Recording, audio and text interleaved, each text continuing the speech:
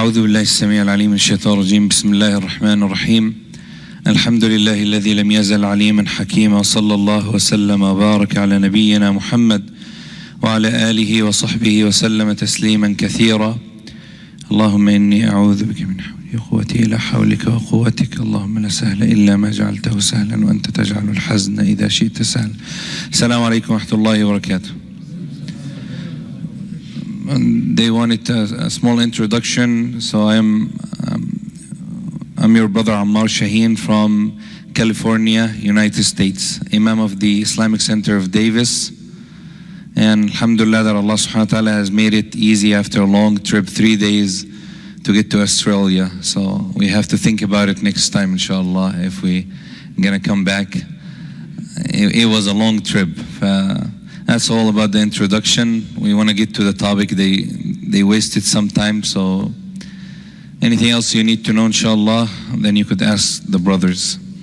Inshallah, our talk today is about Ruqyah Astrology, treatment from the affliction of Jinn, possession of Jinn. What do we know about magic, magicians, false, fraud, Ruqyah, and how do we learn the Ruqyah? And I hope, inshallah, we have the time to cover all. And this topic, before we start, is very important for a reason, or two reasons. Number one, we need to reconnect back to Allah subhanahu wa ta'ala in all our matters. Muslims nowadays, it's very simple for them to hang all their problems on magic and sihr, and they're possessed with jinn, and anything that goes wrong in their life, they're just saying, oh, I have a problem. Then they go to this person, and they go into this cycle. And they seem to forget that Allah subhanahu wa ta'ala is the one who tests them. Allah is the one subhanahu wa ta'ala who decides by His will and decrees upon them to be tested through certain ways. And the best of treatment is the treatment of the Quran and the Sunnah of Rasulullah sallallahu alayhi wa sallam. Today I'm only introducing to you from a 10 years experience into this field. So inshallah, hopefully we could have more interesting stories throughout the way. But the main point again, I want to reconnect our hearts to Allah. Sahaba, for them, it was very simple and easy that if one of them would have his hand on his head, his forehead, reads Al-Fatiha, they're cured. Today we drink the well of Zamzam, we read the entire Quran, and we're still having problems. And the problem is not in the Quran or Zamzam. The problem is that our level of Iman and our belief in Allah subhanahu wa ta'ala is no way close to the level of the Sahaba, Ridwanullahi alayhim. So hopefully, inshallah, today we could cover up as much as we can. This lecture is divided into portions or topics, inshallah. First part is what we know about Jinn. And as Rasulullah sallallahu alayhi wa sallam said, لا تتمنوا لقاء العدو. Do not wish to meet your enemy. فإن لقيتموه. But if you meet him, then stand firm. Be strong. If we don't know our enemy, we can't fight them. We can't defeat them. And the biggest enemy, the worst of enemies for a Muslim is the Shaitaan. From day one, the strategy of the Shaitaan, that he told Allah clearly that there is a battle between him and the sons of Adam. And he decided that this battle will be moved from Jannah to earth. And he asked Allah subhanahu wa ta'ala to give him a chance to continue on this mission that he has, the goal to misguide, to deceive, to mislead people, to take them to hellfire. So this ayah, inshallah, is our lead in this talk today. Verse number 102 in Surah Al-Baqarah.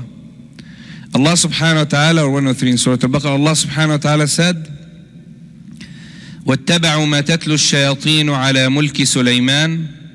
They followed what the shayateen has recited during the time of Sulaiman alayhi salam. وَمَا كَفَرَ سُلَيْمَانُ وَلَكِنَّ الشَّيَاطِينَ كَفَرُوا. But Sulaiman alayhi salam, who did not disbelieve in Allah subhanahu wa ta'ala, but indeed the shayateen have disbelieved. Why? يُعَلِّمُونَ النَّاسَ السِّحْرِ, that they teach people magic. So the first part of the ayah is talking about shayateen. They are disbelievers because they teach people magic. What type of magic? They divide between a man and his wife. They teach them the fitna. Allah subhanahu wa ta'ala said, وَمَا هُمْ بِضَارِّينَ بِهِ مِنْ أَحَدٍ إِلَّا بِإِذْنِ اللَّهِ. This is the fourth part of this talk.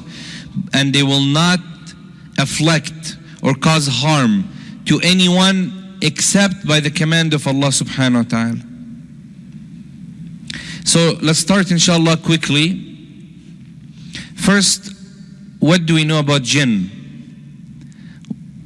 We can't talk about Jinn or anything that are unseen except from the Quran and Sunnah. So anything that is not in Quran or Sunnah, a person cannot affirm it. And those people who claim that they could do, you could clearly tell that they are misguided. Because anything, Allah subhanahu wa ta'ala, the first characteristic of the believer, in Surah Al-Baqarah, when Allah subhanahu wa ta'ala said, Alif Lam Mim, ذَلِكَ الْكِتَابُ لَا رَيْبَ فِيهِ هُدًى لِلْمُتَّقِينَ. Who are these people? Who are al-muttaqun? الَّذِينَ يُؤْمِنُونَ بِالْغَيْبِ. The ones who believe in the unseen. We haven't seen it. And anyone who claims that they have seen the unseen, they have a problem. Or they know about the unseen without form of revelation, they have a problem. And this is one of the biggest problems that we will be facing when we get to the chapter of magicians and how do they deal with magic, inshaAllah ta'ala. Why they're called jinn? Because they disappear. Anything that is hidden, in Arabic we call it jinn. Jannah means to hide. Al-Jannah is something that is hidden. A garden that is called Jannah. وَلَوْلَا إِذْ دَخَلْتَ جَنَّتَكَ means your garden. Something that is unseen, that we can't see it. It's surrounded by something that you're not able to see the inside of it. What are they created from? I'm just going to answer the questions quickly because Brother Shahbaz just wasted 30 minutes of my time. So inshallah, what are they created from? They are created from the flameless part of fire. And Allah subhanahu wa ta'ala said, وَخَلَقَ الْجَانَّ مِن مَارِجٍ مِّن نَارٍ, that He has created the jinn from the smokeless flame of fire, which is the yellowish part on this picture, all the way in the top. Why is that so important? Because those people who deny that the jinn could possess a human being and enters their body, because they're created from fire. The idea of fire is not the fire that you think of. It's only the flameless part of fire, which you could put your finger through in and out easily. And even if that's the case, if they're created from fire, they have changed. لما سئل أبي حنيفة رحمه الله, when a person says, how could the jinn be harmed by fire in the day of judgment? Imam Abu Hanifa rahimahullah said, they can, but they're created from fire. So he took a rock made from mud and he hit the person with it. And the man screamed out. He said, you hurt me. He said, subhanallah, how? You're created from mud. Why would mud hurt you? The man said, yeah, don't do that. I get the point, but don't do that again. Khalas, I got it. This is the same thing. Their form is fire. Their creation is fire. Are they fire now? No. And another evidence from the Sunnah, the hadith of Al-Bukhari, when the Prophet ﷺ was praying and the Shaitaan tried to harm him and he had fire in his hand and he was coming closer to the Prophet ﷺ with it. If he was still in his existence or the creation, the form of creation of fire, why did he need to carry on fire with him to harm the Prophet ﷺ? He was created from fire already. So that's their creation. They are in a form of, now you could imagine them as wind or air. They are air flying around that we can't see, we can't feel, we can't touch. So, do jinn have gender? Yes, male and female. Anyone wants to give me evidence from Quran or Sunnah? I thought they told me to interact, so I'm going to interact, inshallah. Yes. When we enter the bathroom, we say, Allahumma inni a'udhu bika min al-khubuthi wal-khaba'ith, hadith Imam Muslim, that we seek refuge in Allah from the male and the female of jinn. Verse from Quran? Huh? Allah subhanahu wa ta'ala said in Surah Al-Kahf, وَإِذْ قُلْنَا لِلْمَلَائِكَةِ اسْجُدُوا لِآدَمَ فَسَجَدُوا إِلَّا إِبْلِيسَ كَانَ مِنَ الْجِنِّ. Iblis was among the jinn. فَفَسَقَ عَنْ أَمْرِ رَبِّهِ. He disobeyed Allah subhanahu wa ta'ala and disbelieved in Allah. أَفَتَتَّخِذُونَهُ وَذُرِّيَّتَهُ أَوْلِيَاءَ. Allah said, are you taking him and his offspring as awliya, as those who guide you? So he does have offspring. They are male and female. And subhanallah, Imam Shabi rahimahullah was asked. Imam Shabi was a kind of more of a comedian scholar. He was asked, he said, somebody told him, does Iblis have a wife? And the man said, Imam Shabi said, yeah. He said, how do you know that? He said, the Quran.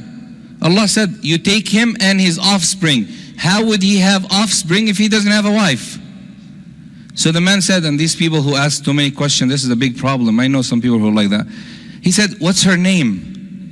Imam Shabi said, this wedding I was not invited to. They didn't send me the invitation letter. I don't know. He does have a wife. What good will it do for you if you know her name? And this is through the Quran. This is a big lesson in the Quran. You know, I don't like to go off topic, but when Allah subhanahu wa ta'ala does not speak about something in the Quran, that means that this thing is not important. So stop asking too many questions.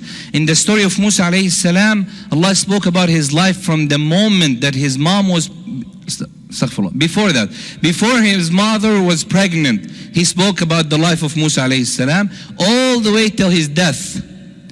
But the 10 years that Musa spent, or the 8 to 10 years in Madian, when he ran away from Fir'aun, we don't know anything about it.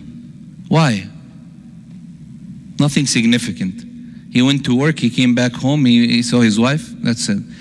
So when Allah subhanahu wa ta'ala speaks about something in Quran or Sunnah, take the benefit from it, don't add to it, and stop asking questions. What are the names of jinn? Shaitan, married. Can we go in order? Because you're going to confuse me this way. Huh? Allahu Akbar. Where are you from? No, I know Australia, but where are you from originally?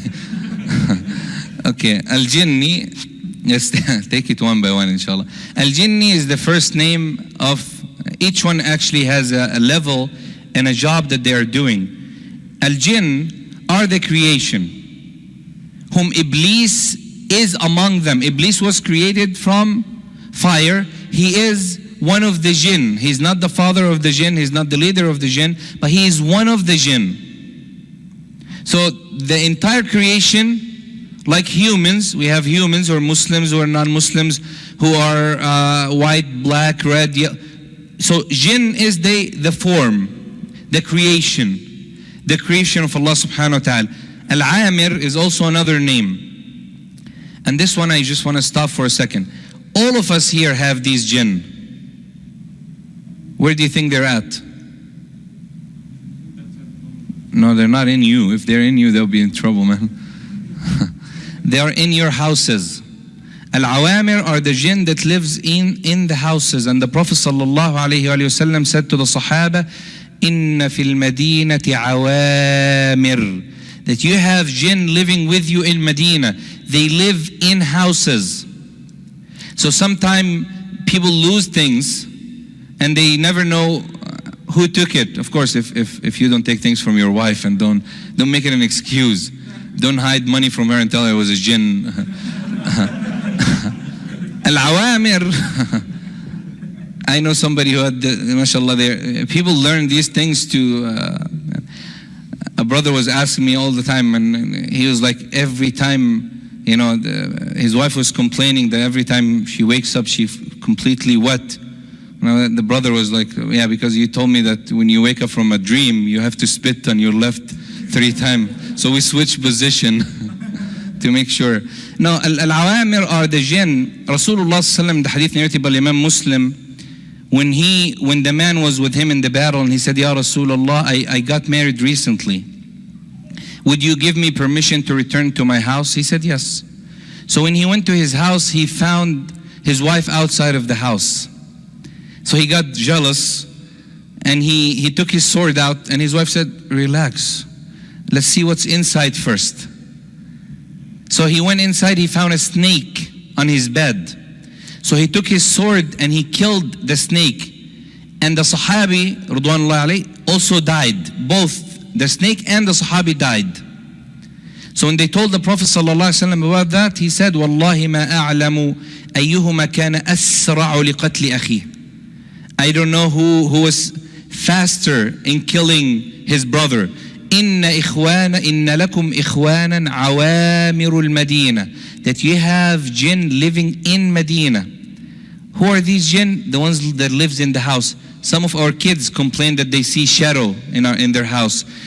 Women see things in their house. Some brothers, they hear sounds in their house. These are the awamir. Very easy to get rid of them. All you need is what Rasulullah ﷺ said in the hadith narrated by Imam Ahmet and others. He said, when a person enters his house, he says, Bismillah. And he gives salam. The awamir, the jinn who lives in, they will say, we cannot stay here tonight. And they would leave the house. If you read Surah Al-Baqarah in your house every 3 days, or you recite it, or you play it every 3 days, they are out of the house for 3 days. So this is the second type. Third type, ar-ruh, the spirit. And ar-ruh are the ones who are, their job is to harm or afflict the children.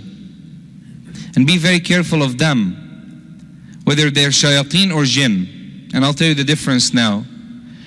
And Nabi sallallahu alaihi wasallam said in the hadith, you should not allow your children to play outside of their houses during sunset time. Because this is the time that the shayateen spreads mostly on earth. And the children could be harmed. So lock your children or keep them inside. Fourth, Shaitaan. Shaitaan is a disbeliever jinn. Allah subhanahu wa ta'ala said in the Quran, وَأَنَّا مِنَّا الْمُسْلِمُونَ وَمِنَّا الْقَاسِطُونَ. We have Muslims, we have non-Muslims or disbelievers. The Muslims are called jinn, mainly. The disbelievers or the disobedience are called shaitaan. And their leader, meaning the shayateen, is Iblis, alayhi la'natullah, the one whom Allah subhanahu wa ta'ala cursed. Al-Marid is a stronger version of the shaitaan. Al-Ifrit is worse. And why we say these names, when a magician chooses to work on magic, they first hire a jinni. If he cannot do the job, then they'll hire the amir. If they cannot do the job, then they hire the shaitan. If he cannot do the job, then they hire al-marid. If he can't do the job, then they hire ifrit, the top.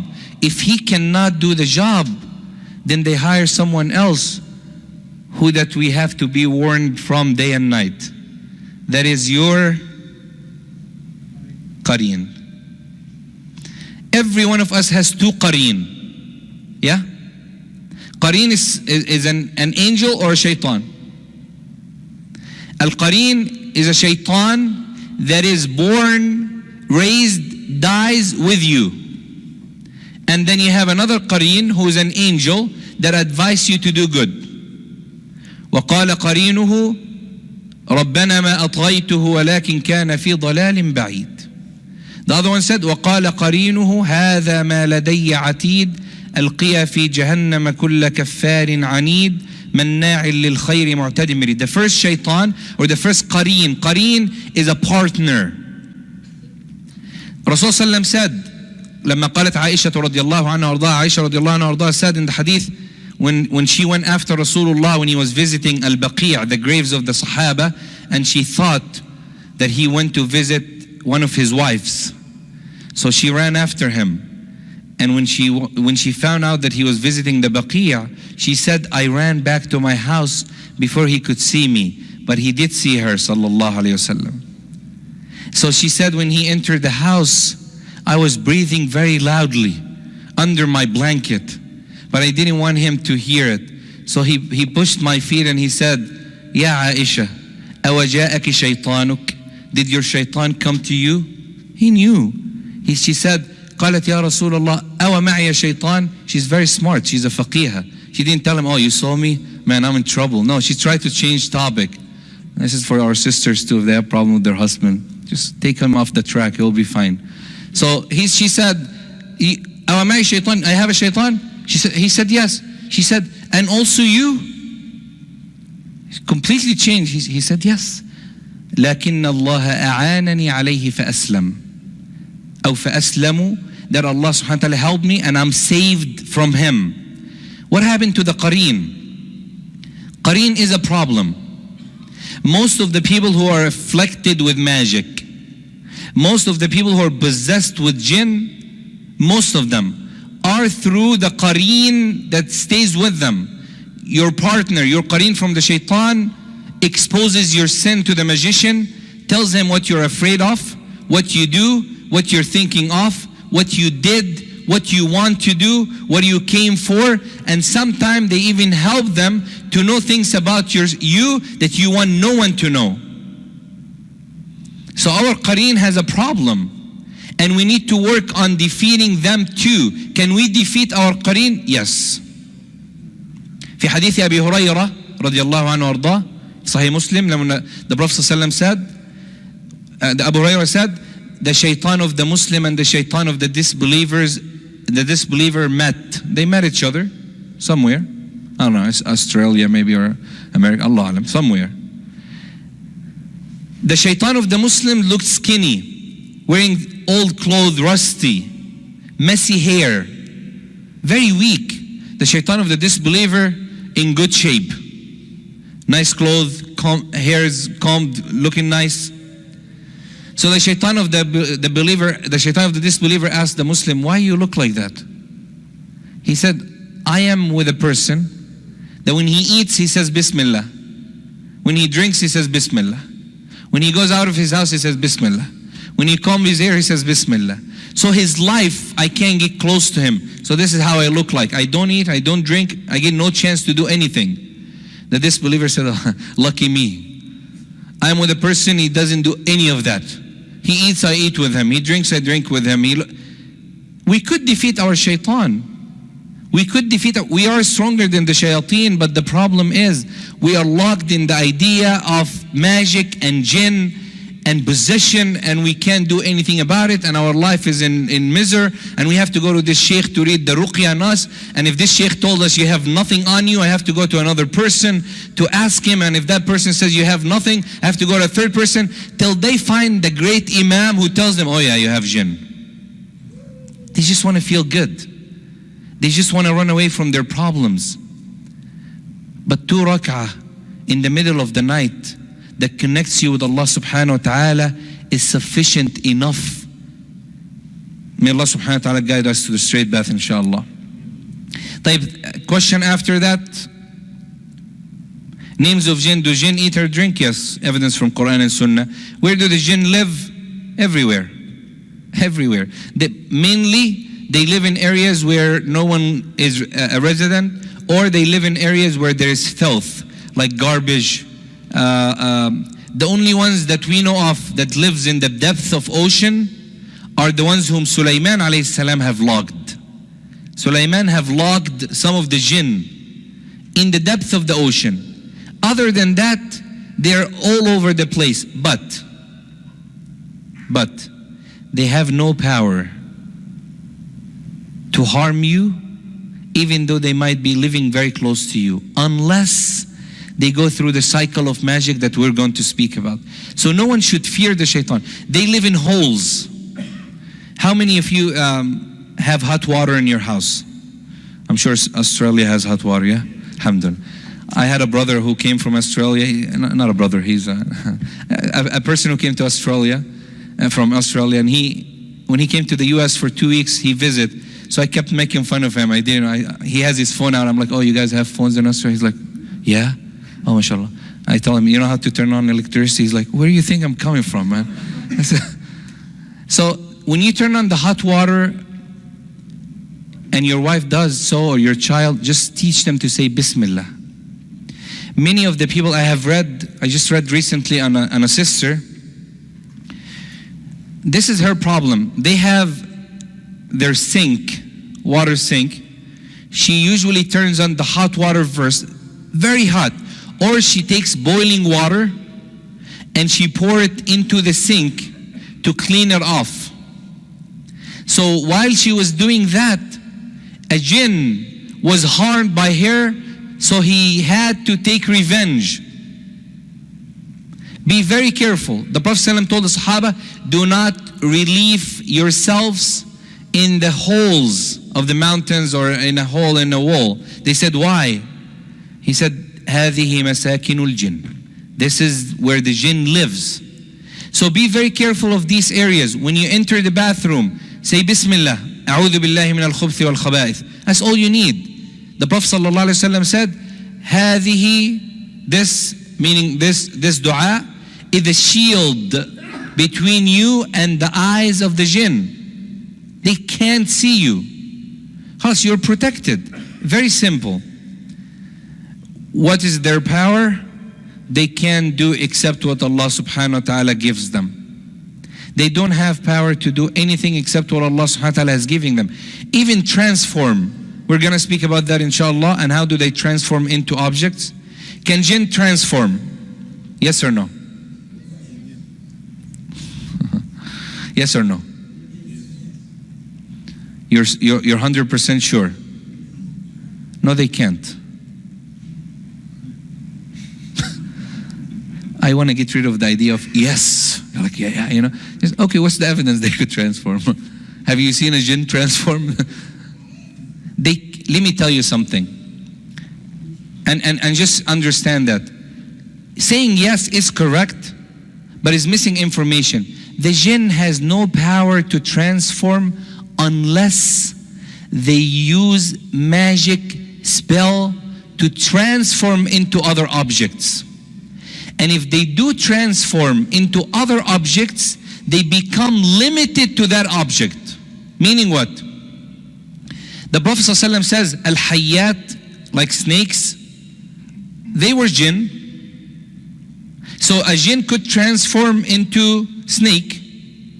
Black dog is a jinn, as the Prophet ﷺ says. The Prophet ﷺ said, Abu Hurairah saw a jinn in a human form.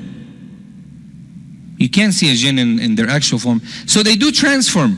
قال عمر رضي الله عنه أرضاه, but they cannot transform into other objects unless they use certain wordings or magic spells. And Ibn Asakir said the same thing, and Ibn Kathir said the same thing, and Ibn Taymiyyah said the same thing. They will not be able to transform unless they use certain wordings, like they say something to transform. But they don't have the power to just transform while they're standing in front of you. You won't see a snake and the snake turns into a rat and the rat turns into a dog and the dog. It doesn't happen like that. Why is that important? Because the idea of harming a jinn or even killing a jinn has to be understood through that. If the Prophet ﷺ said the Sahabi killed a jinn, why didn't the jinn run away? Why didn't the jinn disappear? Didn't he saw the sword coming? But because he was locked into the object or the new object that he's in, now he needs to say something else. I don't know what you watch here, but how many of you watch Disney or their children watch Disney movies? Oh, Masha'allah, alhamdulillah, no Disney movies. Okay. Anyway, if you do and you want to raise your hand, Okay, jazakallah khair for being honest. Any Disney movie usually have magic. Most of it has magic in there. They sometimes say things and things change, right? These wordings are true, by the way. And I tell people, and I'm doing my PhD on magic and stuff like that. I'm working on Disney movies right now. Most of these magic word or magic spell, they got it from a magician. So I don't know who writes the script for most of Disney movies. For them to say so-and-so, or to use this terminology or these wordings, they do transform them. So their only way to transform is through magic wording or a spell that needs to be understood or says. Do the jinn have religion? Just like you. Just like humans. Al-Imam Al-A'mash was asked, someone asked him, do you know if the jinn has like sects and groups? He said yes. They said, how do you know? He said, I asked the jinn. They said, what did he say? He said, the worst of the jinn are the Shias. No, seriously, this is not. He says, among us, the worst sect are the Shia.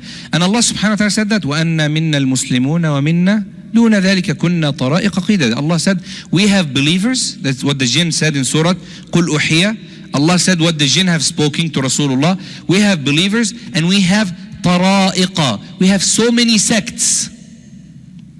Just like us. Believers, Muslims, Christians, Jews, atheists, Sunni, Shia, Sufi, whatever, Jinni. I usually use that. Will the jinn enter paradise or hellfire? Yes, they will, because of the ayat in the Quran. Allah subhanahu wa ta'ala said, لَمْ يَطْمِثُنَّ إِنسٌ قَبْلَهُمْ وَلَا جَانٌ. I'm going to go through the evidence because of the timing. Do jinn know the future? No. No. What do they know is what they hear from the news.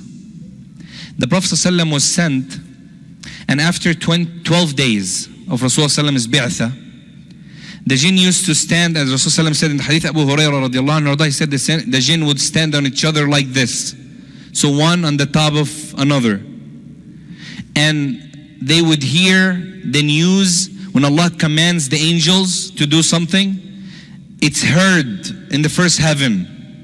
So the jinn would hear it and they would run back to the magician and they will tell him, if so-and-so travel, this is going to happen to him. قال النبي صلى الله عليه وسلم, if they tell you the truth once, then the magician will add 100 lies to it. So they don't know the future. Do they know the past? They don't know the past. They know the past through your qareen. So if somebody lost their wallet somewhere, and a person tells you, oh, Masha'allah, brother, if you come to me and I will read this surah on you or this ayat, I could tell you where your wallet is. Yes, they can. Because this is something that happened already and someone witnessed it. Either you or your qareen or someone else. So it was seen, but not the future. Why? Because the only one who knows the future is Allah. Even Allah told Rasulullah sallallahu alayhi wasallam in the ayah, and if you knew the future, or if I knew the future, I would have increased my good actions. But he doesn't know the future, sallallahu alayhi wa sallam. Can any human see the jinn in their original form? No. The only ones who could see the jinn are three. Anybody? Three. A fourth person is a liar. I have met magicians who swear by Allah that they meet the jinn, they speak to them, and they see them in their actual form. And I swear by Allah that they're lying. And I could do the mubahala on it, the cursing part on it. I have no problem. Three who could see the jinn in their actual form, meaning three creation. One, huh? Anybody? Huh? Prophet Muhammad only Prophet Muhammad sallallahu alayhi wasallam. And now, after some search, maybe some of you could search that, coming to a point that Sulaiman alayhi salam was able to see the jinn too. So Prophet Rasulullah sallallahu alayhi wasallam, he did see the jinn.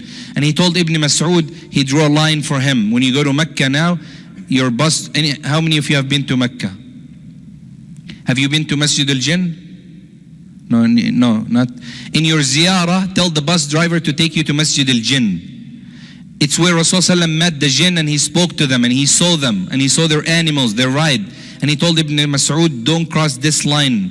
He said, why? He said, if you cross, you'll be burned. So stay behind this line. And he heard their sounds. So Rasulullah sallallahu and Sulaiman alayhi salam, two animals who could see the jinn.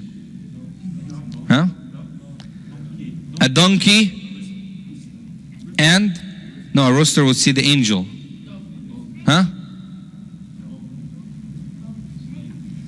Not the snake. No. Kalb. A snake, a dog is the Shaitaan. But a dog could see the Shaitaan. A black dog could see yes. A black dog, a donkey.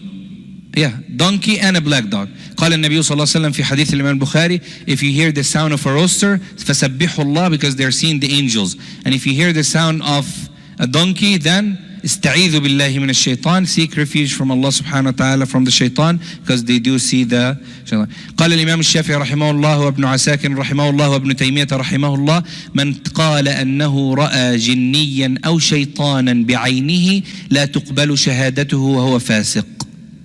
If anyone claims that they have seen the shaitan or the jinn with their own eyes in their actual form, why? Because Ubay ibn Ka'b saw the jinn, but as a human being.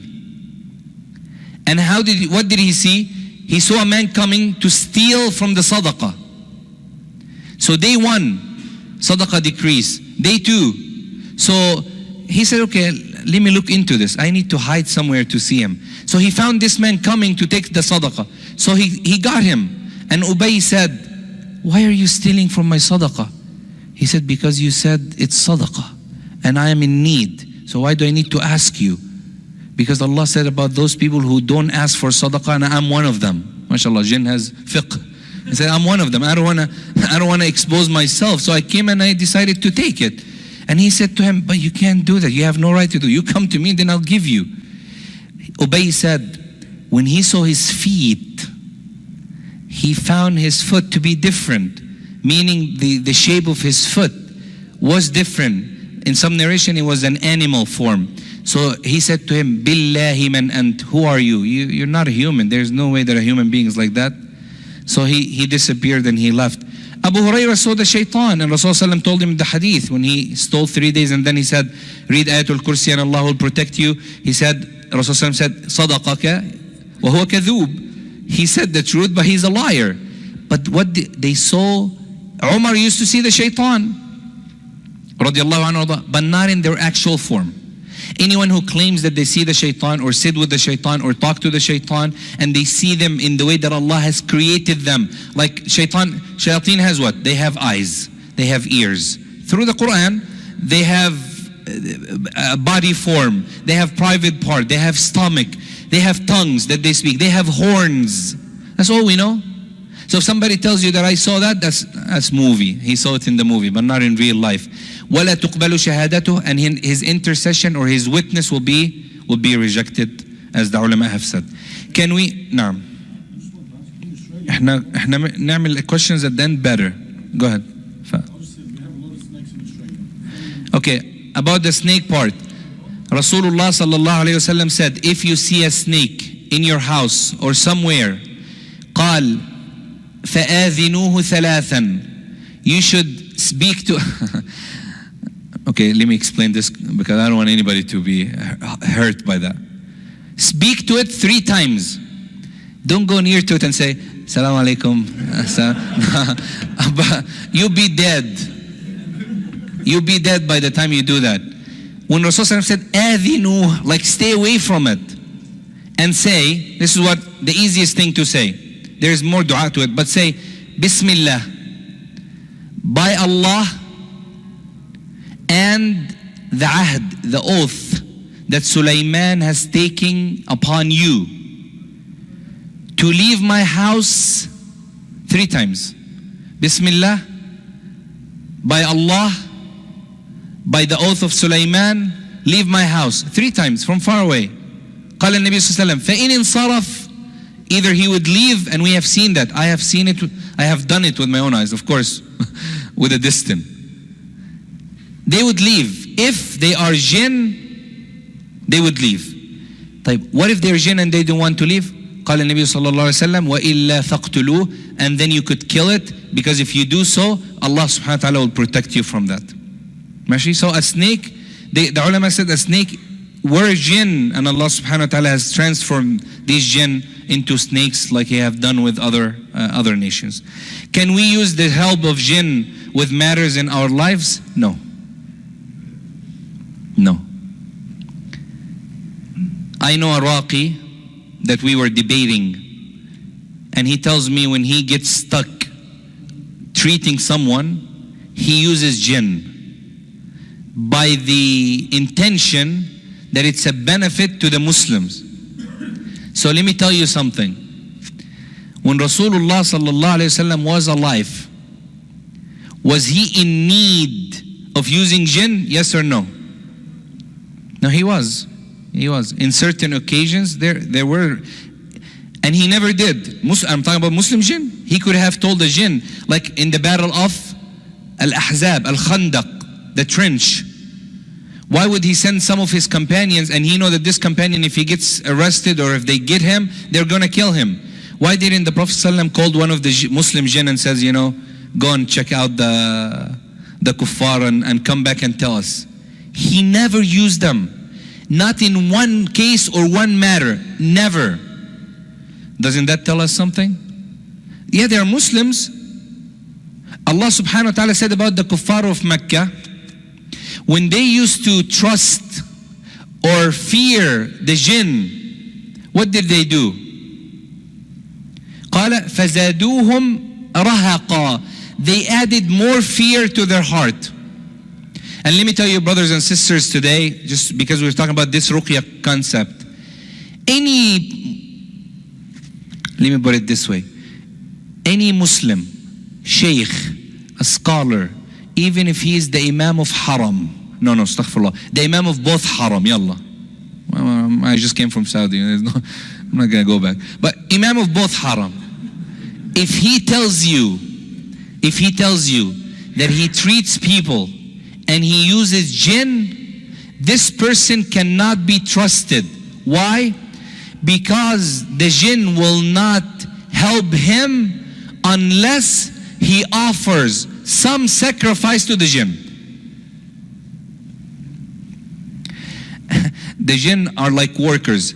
If you have a problem with your electricity, okay, and you go and you hire someone to fix it, and after he works for 10 hours, would you tell him, oh, Jazakallah khair, brother, may Allah reward you? You're going to pay him, yeah? Because he have done some work, he gets paid back. That's how the jinn does. They are rewarded. They want something in return. Now, it could be all the way here to shirk, wal'iyadhu billah, where they where they make the person disbelieve in Allah.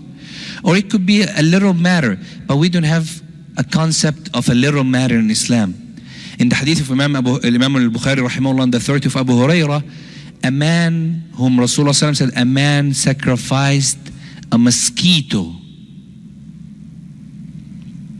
for the idol. Allah subhanahu wa ta'ala sent him to hellfire. This shirk, Allah subhanahu wa ta'ala would forgive any of your sins, except Inna Allah la yaghfiru an yushraka bih. Allah does not forgive shirk. You could do every sin on earth, repent from it, and Allah will accept it, inshallah. But repent. Don't say I'm gonna do every sin and inshallah. No, but repent. Except shirk. Anyone who meets Allah in the day of judgment with associating a partner with Allah in any form, their actions will be rejected. And this is what the jinn will do. So can we use them? We can't. But we need to treat people. Some of the Aimma would say it's allowed to solve magic with magic. Great Imams. No problem, no doubt about them. But let me tell you something very simple and brief. Those Imams, with all the respect, they know about magic from books, but they have not practiced or seen how it's done, and that's the only excuse that I have, how it's done, to be able to realize that it has to involve some kind of shirk. They read that it's okay to do magic. How would you do magic? You ask a jinn to do it, and then what? So that's the only, we have witnessed that. And if you get the jinn to help you once, it's over. How many of you here, just a question before we move on to chapter 2, how many of you here reads a lot about jinn and the concept of jinn and that? Magic and that? Be careful. Be careful, because when you read too much about it, you might be afflicted by their appearance. And if you're not strong, they might mislead you into ways that you don't want to be involved, like we will see inshallah. Let's go into chapter 2 inshallah. Is everybody tired? Or are you okay? Alhamdulillah, I had 3-day flight, so I'm and I'm okay. So you should be okay inshallah. Chapter, second part, As-Sihr. Things that has to do with magic now. Before we enter into the Ruqyah. Anyone know what magic is? What is sihr? Allah subhanahu wa ta'ala said, وَاتَّبَعُوا مَا تَتْلُو الشَّيَاطِينَ. They follow what the shayateen did. And what the shayateen did was that they took the magic spell, they hid the magic under the throne of Sulaiman alayhi salam. And when he died, they showed some magicians the way to these magic books, like the one we have here. Okay? I don't know how it came through this in Saudi Arabia. I was very scared, but alhamdulillah. These magic books was hidden under the throne of Sulaiman. And Allah subhanahu wa ta'ala said, وَمَا كَفَرَ Sulaiman. Sulaiman did not disbelieve. Why? Because he was not the one who buried these books. He was not the one who taught people. But the shayateen told the magicians that Sulaiman alayhi salam was the one who was learning from these books. That's why he was able to talk to the jinn, speak with them, use them. Allah subhanahu wa ta'ala said, وَمَا كَفَرَ Sulaiman. Sulaiman did not do that. وَلَكِنَّ الشَّيَاطِينَ كَفَرُوا. But the shayateen disbelieved. What is magic? Anybody? What magic? What is sihr? 99% of Muslims today are afflicted with sihr. This is what I hear everywhere I go. So then they don't even know what sihr is.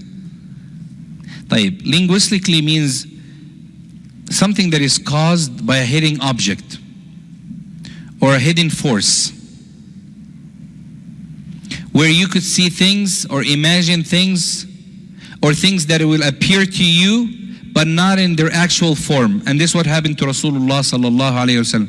Rasulullah was afflicted with magic for about a month, where he would see that he have done something and he would not have done it. Allah subhanahu wa ta'ala said, فَسَحَرُوا أَعْيُنَ النَّاسِ. They have deceived, tricked the eyes of those people who are watching, the magicians of Fir'aun. And I want you to differentiate between magic tricks and real magic. Magic tricks is someone who has like a napkin in his hand, and then they're speaking to you very quickly. They hide it somewhere, and then they'll tell you, they'll take it from behind your ear or something, and they're like, hey, see, this is quick hands. There's no problem with that. It's not the magic we're talking about. The magic we're talking about is the magic where you see things that the appearance of it is completely opposite or different. And this will be involved into love magic, marriage magic, separation magic, and many others. A man would see his wife, for example, or a wife would see her man in an ugly looking creature. You know, I had this sister that I was reading on, and subhanallah, may Allah subhanahu wa ta'ala may Allah subhanahu wa ta'ala guide that person, and if not, then may Allah punishes him for what he did to her.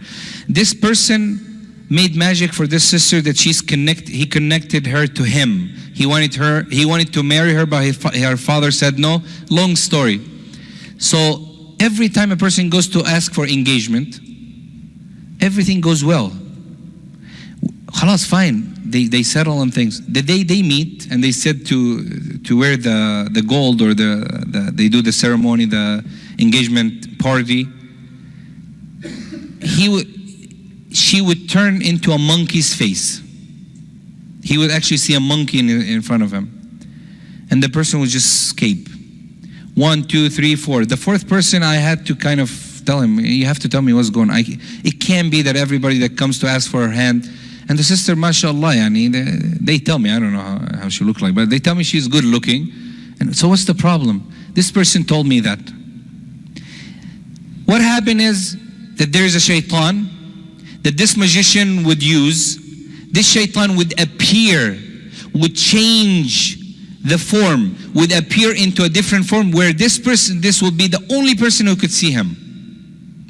And this sister, for almost 5 to 6 years, she was afflicted with that. And alhamdulillah, now she's married and she has children. May Allah subhanahu wa ta'ala bless her life and her husband's life, inshallah. Taib, magic may be defined as apparent control of a natural force. Ibn Qudama rahimahullah, he said sihr is a set of knots and certain words that is written or carried out in such a way to affect the body, the mind, and the heart. Rasulullah's affliction was into knots. Labid ibn al-A'sam, and I'm going to show you later inshallah the picture that he did. Labid ibn al-A'sam took some of his hair, sallallahu alayhi wasallam, and he made it into 11 knots like this. I don't know if you could see. Can you see it? Everybody? This is a knot. Okay? 11 of them. Through his hair, sallallahu alayhi wasallam. And then he brought a doll, and he opened up the doll from the middle, and he had the hair of the Prophet and his comb in it. And he sewed it together.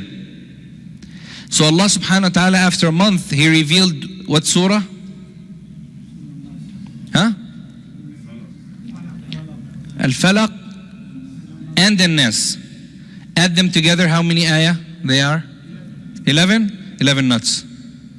So with every ayah the Prophet ﷺ would read, he would undo. قُلْ أَعُوذُ بِرَبِّ الْفَلَقِ, undo, 1. مِنْ شَرِّ مَا خَلَقَ, 2, 3. So this is the sihr. They say certain words, they do certain actions where they cause the problem or an affliction to that person. Through what? Through many ways. And I'm going to show you the objects that you need to be careful, inshallah, when dealing with. حكم تعلم السحر, the ruling of learning or practicing magic, haram قولا واحدا. It's haram, agreed upon among all the scholars. Allah said, وَمَا كَفَرَ سُلَيْمَانَ. Sulaiman, who did not disbelieve in Allah subhanahu wa ta'ala, but the devils has disbelieved, teaching people magic. So we know teaching magic or learning magic is kufr. قال النبي صلى الله عليه وآله وسلم in the hadith, اجتنبوا السبع الموبقات, be aware of or avoid the 7 matters that are completely haram. الشرك بالله, disbelieving in Allah. وتعلم السحر, and learning sihr or magic. The Prophet sallallahu alaihi wasallam also said in the hadith narrated by Abu Hurairah radiyallahu anhu arda, من عقد عقدة, whoever ties a knot and blows on it, فقد سحر, he has practiced magic. ومن سحر, and whoever practiced magic, فقد أشرك, he disbelieved. ومن تعلق شيئا وكل إليه, and whoever hangs up something, he will be entrusted to it. 3 things. We will see today those people who carry things with them or in their houses.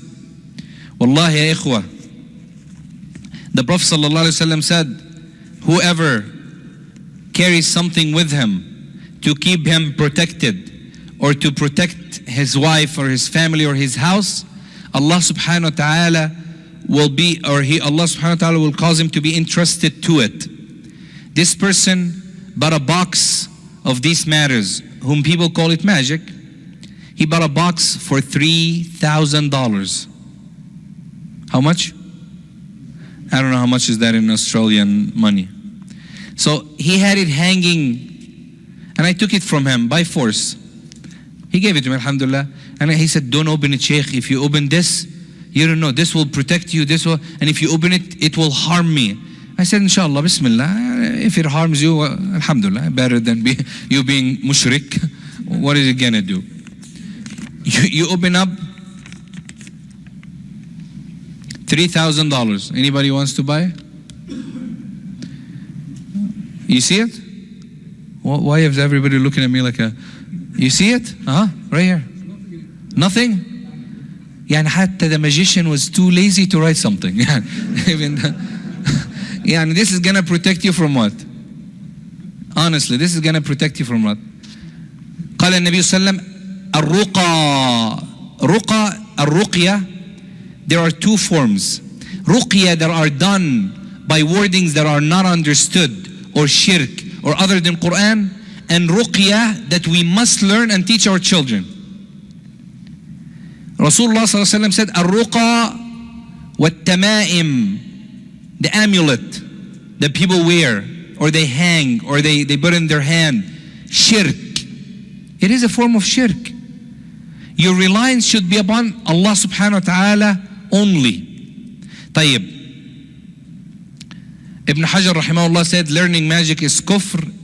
Ijma'ul ulama'i on that. Ibn Qudama also said the same thing. طيب, ruling and going to magicians. Now, let's just take it all in one.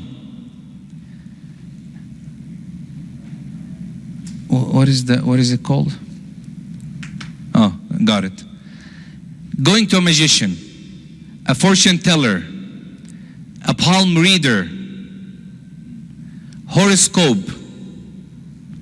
All of these follow the same ruling. If you want to know what animal, astaghfirullah, what month you're born, your month connects to what animal, and that animal goes. If you want to know that, you just want to read it for fun, or you go to someone and ask him, "What do you think I should do this?" Two problems. One, if you believe in him. One, if you don't believe in him. Different rulings. The Prophet ﷺ said, "Man ata kahinan," whoever goes to a person who claims to tell about the future or the unseen, or the fortune teller, palm readers. You guys have them in Australia, yeah? A lot of them? You know how much the palm reader costs in the US? Just a visit? $150. We should work for a few months and then suffer. People are just crazy. Honestly. They tell you and I know how they read it. I actually learned all this. I didn't learn to become a magician. Just let's be very clear. I'm not a magician either. But they tell you if these lines in your hand are connected, then this is your marriage line. If they're connected, you'll marry someone who's related to you.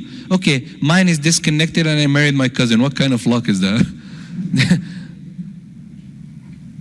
If they tell you your rizq, you'll become a millionaire, and you're like, never seen a dollar. All of this follows the same rule.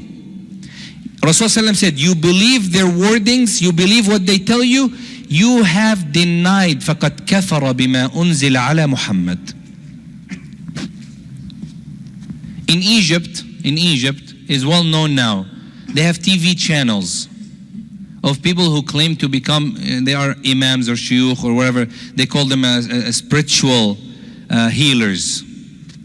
You call the person, and then they on the phone, and then you tell them, I seen this, or I did that, or this is my name, or so on or so on.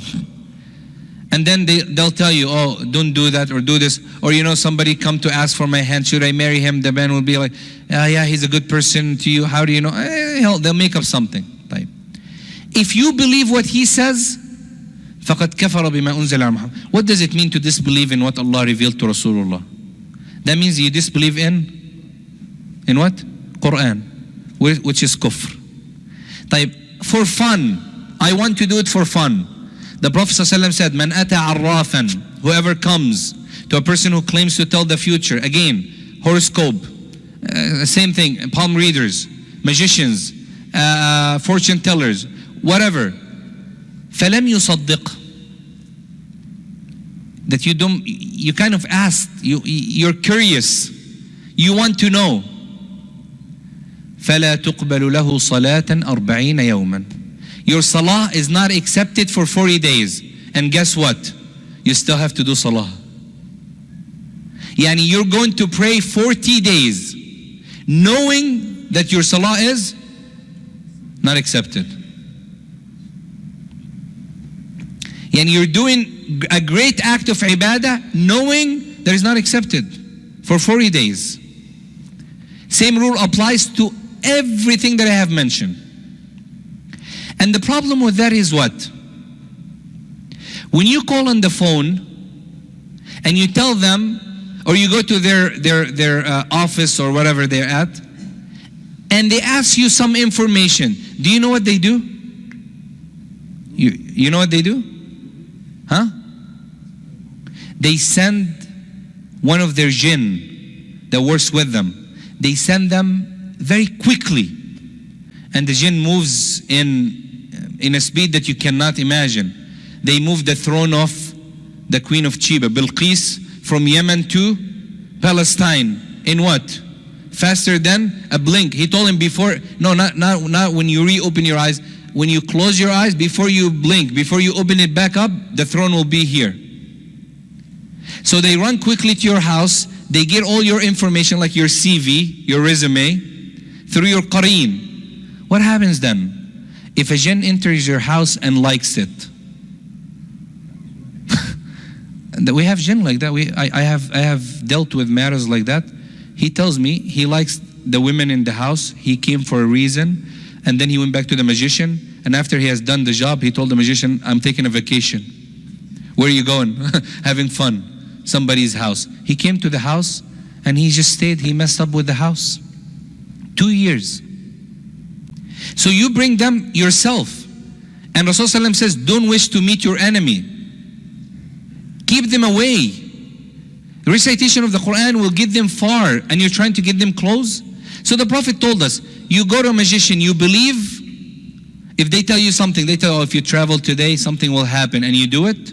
Or she tells you the mark, or even this is known among Arab mostly. I don't know about you guys. Those who read the coffee coffee cup, yeah, the finjan al-qahwa. You guys know that. They take it, and after you drink the coffee, they take it, they read certain words, and this is done through magician learning. They read something, and then they open it up. The jinn will appear to them in the cup. The jinn will tell them things about you that the jinn knows, and they will draw some lines. Only her or him could see it and read it. And then they will tell you this and that through the cup. First, they have to hold it with their left hand. They put it upside down, okay, and they move it around, and then they pull it back up till the jinn appears in it. They do certain moves like that. Same thing. Everything that has to do with that, you believe it, you disbelieve in Rasulullah and the Quran. You don't believe it and you're curious, your salah is not accepted for 40 days. Please be very, very careful. طيب, here you go. At-Tanjim, horoscope, astrology, palm reading, all of this. Anybody wants, you'll be rich. I don't know what's being rich about this picture, but they just say you'll be rich. So if anybody has that hand right there, may Allah make you rich, inshallah. You want to be rich? You have to go to work, do some sacrifice, inshallah. Marriage and relation line. I know a lot of brothers are looking into that now. You want to know if your wife is the right person for you. Too late, you have 4 kids. Just fix your relation with her, inshallah, and things will be okay. So all of this, astrology, palm reading, all of this is under the concept of shirk. All of this is under the concept of disbelief. All of this is equal to the old days when they used to go to the magician and the fortune teller, and they tell them, where should I go and what should I do? Now, how to spot a false raqi? What we learn now is an introduction to open up to magic. And I'm going to show you how magic is done now. The fun part is after Maghrib, inshallah. Because before Maghrib, the Shayateen are here. So we don't want to do anything to mess with it, inshallah. Let's stay away from them till after Maghrib. This is a big problem. What's wrong with this picture? Before we even go into, how do you know? Okay, you have a problem. Take this from me for 50 riyal, for $50 only, okay? Pay it to the masjid, don't pay it to me. Do you want to know if you are possessed with jinn or magic or something is wrong with you without going to anybody? Yes or no? Okay, follow this. Take a headphone, put it in your ear. Play Surah Al-Baqarah or the full Ruqyah by Al-Ajami, Al-Ghamidi, one of your Sheikh that you like. Who do you guys listen to? It seems that these are the only two.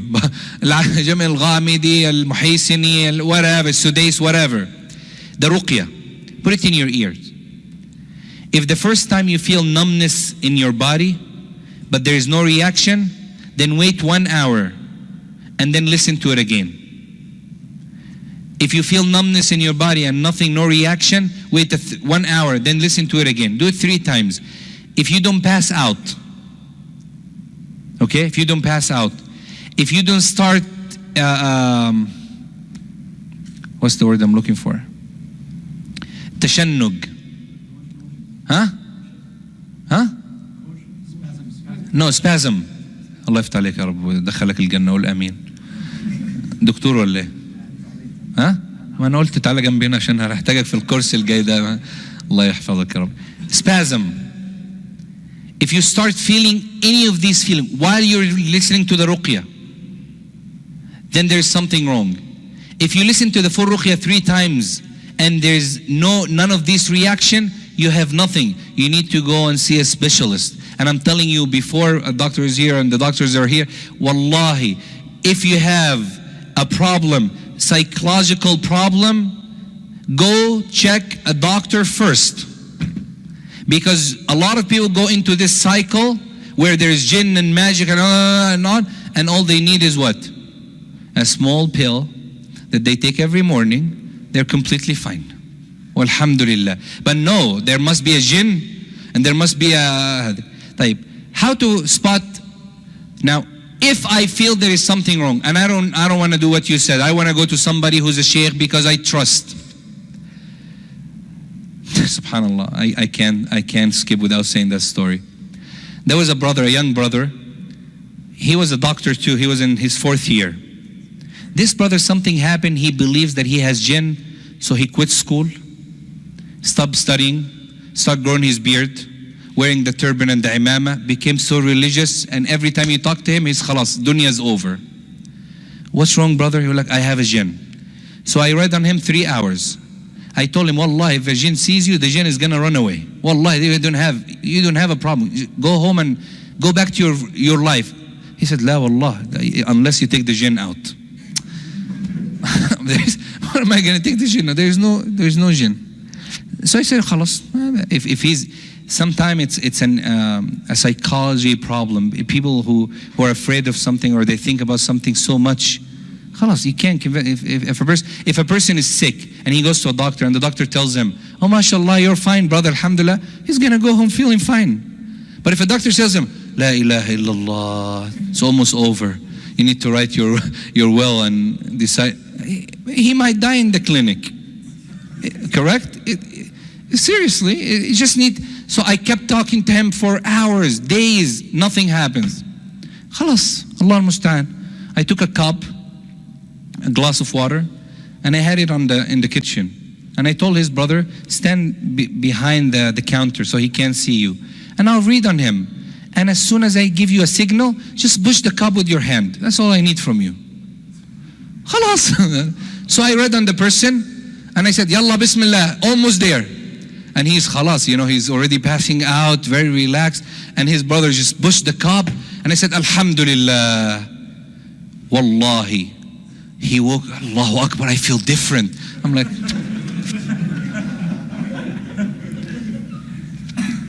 to read the entire Quran 3 times. That's all it took from him. Wallah, his life changed. He just needed that. Khalas, go ahead. He went back to medical school. Masha'allah, now Allah yaftah alayhi, he's a surgeon. What's wrong with this picture? Huh? Fatah Allahu lak. This is the first problem. So let's go into the pictures, inshallah. Go into the... If you go to someone to read on you and they ask you question 1, they ask for your name and your mother's name. You know that this person is 100% magician or learning magic. They're not there yet. Why they ask for your mother's name? Huh? How they gonna? They could ask for your father. Because the jinn believes that all humans are children of zina wal-'iyadhu billah. That's their belief. 1. 2, you could have 10 fathers, but you could only have 1 mother. May Allah protect us. That's what they believe. You could have 10 fathers. A person could have 10 fathers. Nobody knows who's this, but 1 mother. So what? They take your mother's name and they take your name. And they match your name or letters of your name to your mother's name to be able to figure things about you. And they divide you into 4 branches.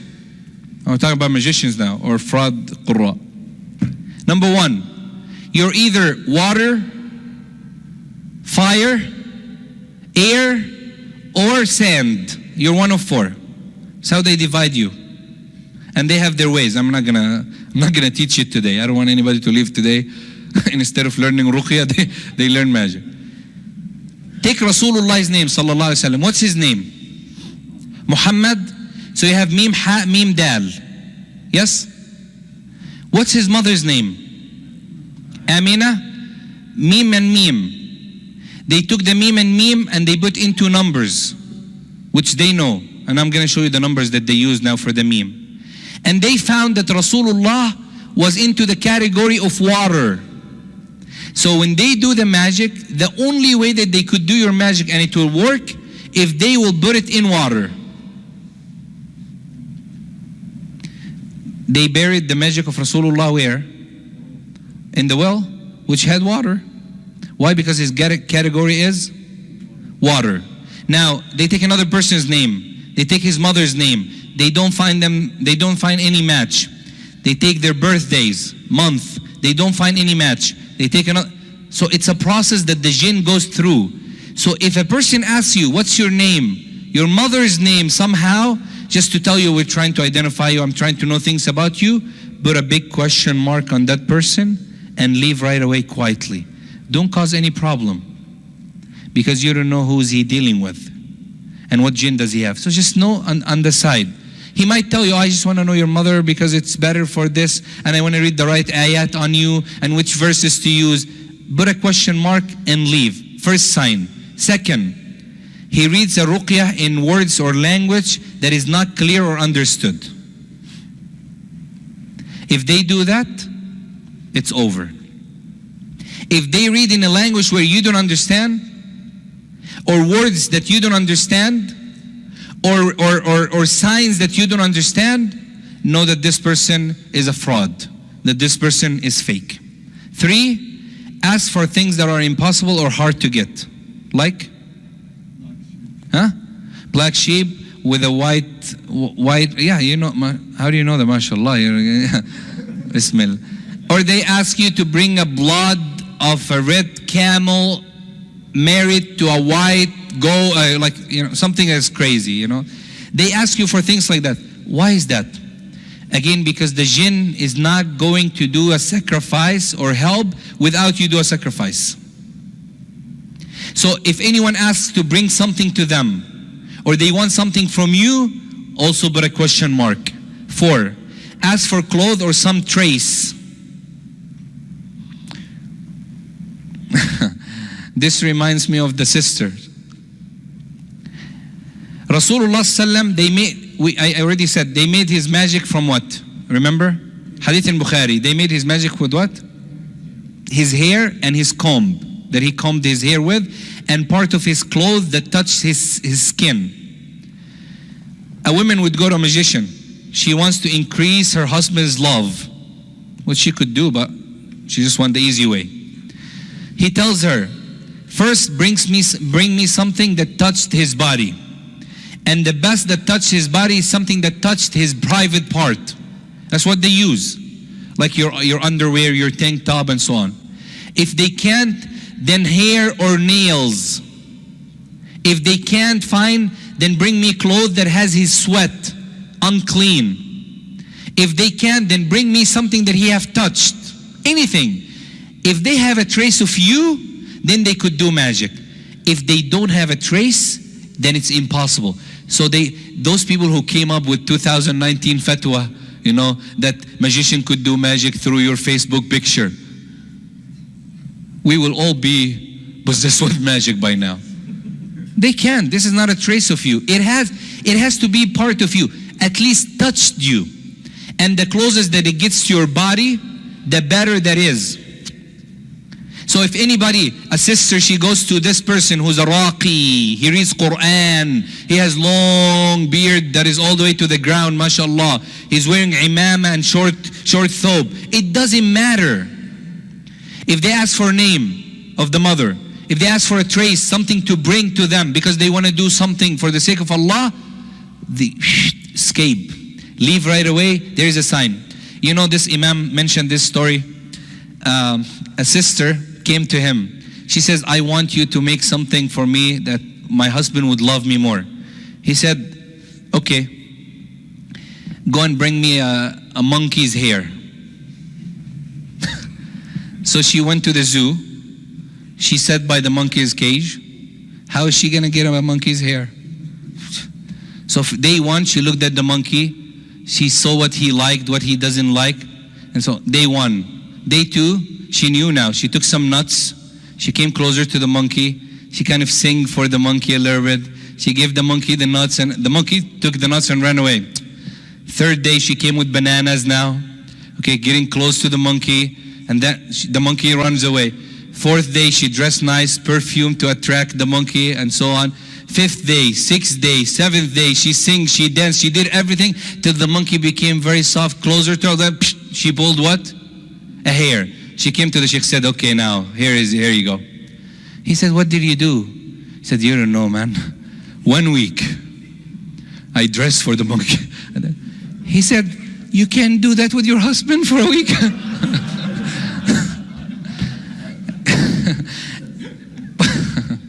Pulling his heart to you is easier than pulling hair from a monkey. That's all it takes. You dress nice, you put some perfume, you talk nicely, you bring him something that he likes, done. Wallahi, men are very easy. Wallahi. Yani, if his wife dresses something, she puts some makeup, mashallah, he's all over. He's an hur al-ain now. Why? Because the husband's heart is attached to his eyes. And a woman's heart is attached to her ears. Maybe we could talk about that later, inshallah. Okay? So be careful of this.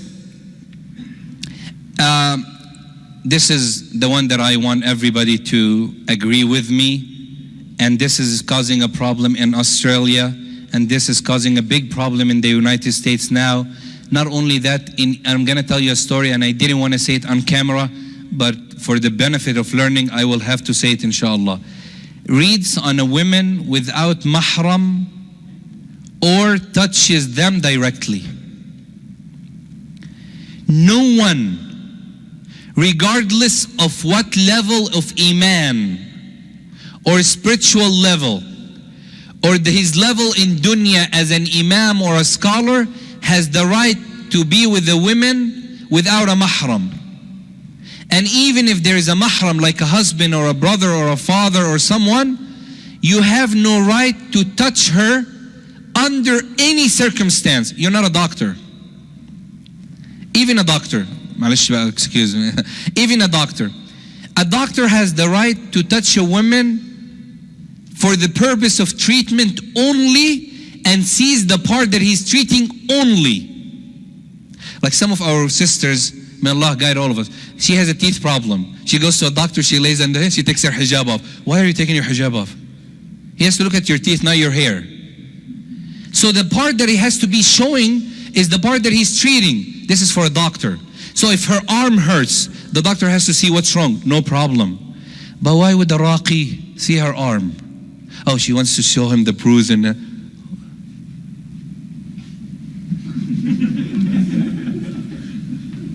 seriously. And then they start telling her, oh, I have to put my hand on your chest and wipe 3 times for Allah to... What Allah to cure you? May Allah destroy you. This is a fitna. In Egypt now, there is a person who's well known. He recently got arrested. Recently got arrested because a woman recorded her conversation with him. Wallahi, ikhwa, you just can't believe it. You just can't believe it. He asked some of the sisters, waliyadu billah, that he must have a sexual intercourse with them for their problems to be solved. And some of the women have done and went through this way. What treatment is it? What I don't understand. What treatment is it? What treatment is it when a man touches a woman without a veil? Even if there is a veil, there is no need for it. This is to a doctor, to someone who's treating her. He needs to do so. He needs to see her feet and her thigh and her leg. He needs to see her stomach. And even sometime an area that needs to be seen because the doctor needs to treat it. For a person who reads Ruqyah, there is no need under any circumstance to see any part of a woman or to even touch her. This is a big fitna. And women, because they want to solve their problem, and they want things to be better with their husband in their houses, and they think they're helping them, and they might, through the jinn that they have. They call their jinn to help them to solve a problem for a period of time, only a limited period of time. And then they end up going what? They end up going into the haram. Waliyadu billah. This person came, and the sister told me she went to him, and he told her she feels, when she sleeps, she feels like something is attacking her every night. And then she sees these dreams. What was his solution to it? You bring olive oil. You rub your chest 3 times before you sleep. Okay, no problem. I have no problem with that. But why would the Raqi do that? But he said, I have to do the first time at least to show you how. You report him to the police. No, he's the Sheikh of the masjid. Who cares? How could you pray behind someone who's like that? These people are using the name of Allah, the Quran. Not only that they are insulting the Quran and Sunnah, they're also causing accusation to all the religious ruqah who are treating people by Quran or Sunnah. Because people lose trust. You go to, there are rumors. When there is a bad engineer in that area, all engineers are bad. When there's a bad doctor, no. It's just that one doctor, one engineer, one sheikh who's not right. Don't go to him. A person told a sister, I have to read, it has to be me and you alone. Why? Because the jinn is very powerful. I'm afraid he might harm your husband. Masha'allah, and he's not going to harm you? Oh yeah, okay, what if she passes out when you're reading? When she passes out when he's reading, there are haram involved. Wallahi al-azim, I have seen it and witnessed it with my own eyes, and I have seen it from people that told me what things that they have done, and may Allah subhanahu wa ta'ala forgive them. Be very careful. There is no excuse for a man to touch a woman, even if he's reciting from the Quran, and he opens it up and reads Al-Fatiha. Regardless. Is that clear? I heard from, I know there is a recording in Australia of I think it's one bath, I believe. They were doing something on the Ruqyah, and the sister who complained, and the Raqi told her that he has to touch her, and her husband was there. And she said that her husband said, maybe because he's a sheikh, they kind of trust him. You slap him on the face and leave. You don't trust a person like that. These people cannot be trusted. These people are into desires and shahwa in the name of what? The name of Ruqyah and religion. May Allah subhanahu wa ta'ala protect us from them. طيب. Anyone who claims that they know the future or the unknown, anyone who gives you a tamimah or ta'weez to use, to burn, to wear, and instruct you not to open it. This is the first ta'weez I got. It was wrapped in the other. I couldn't get the bag because Saudi will arrest me. And time for Maghrib, huh? I know, Masha'allah.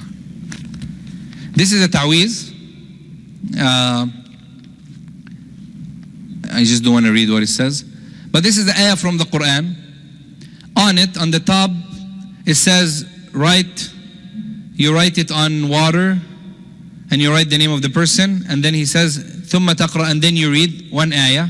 And then under that he says, then you say, you call upon names. These names are names of Jinn. And he gave it to him. How much is this?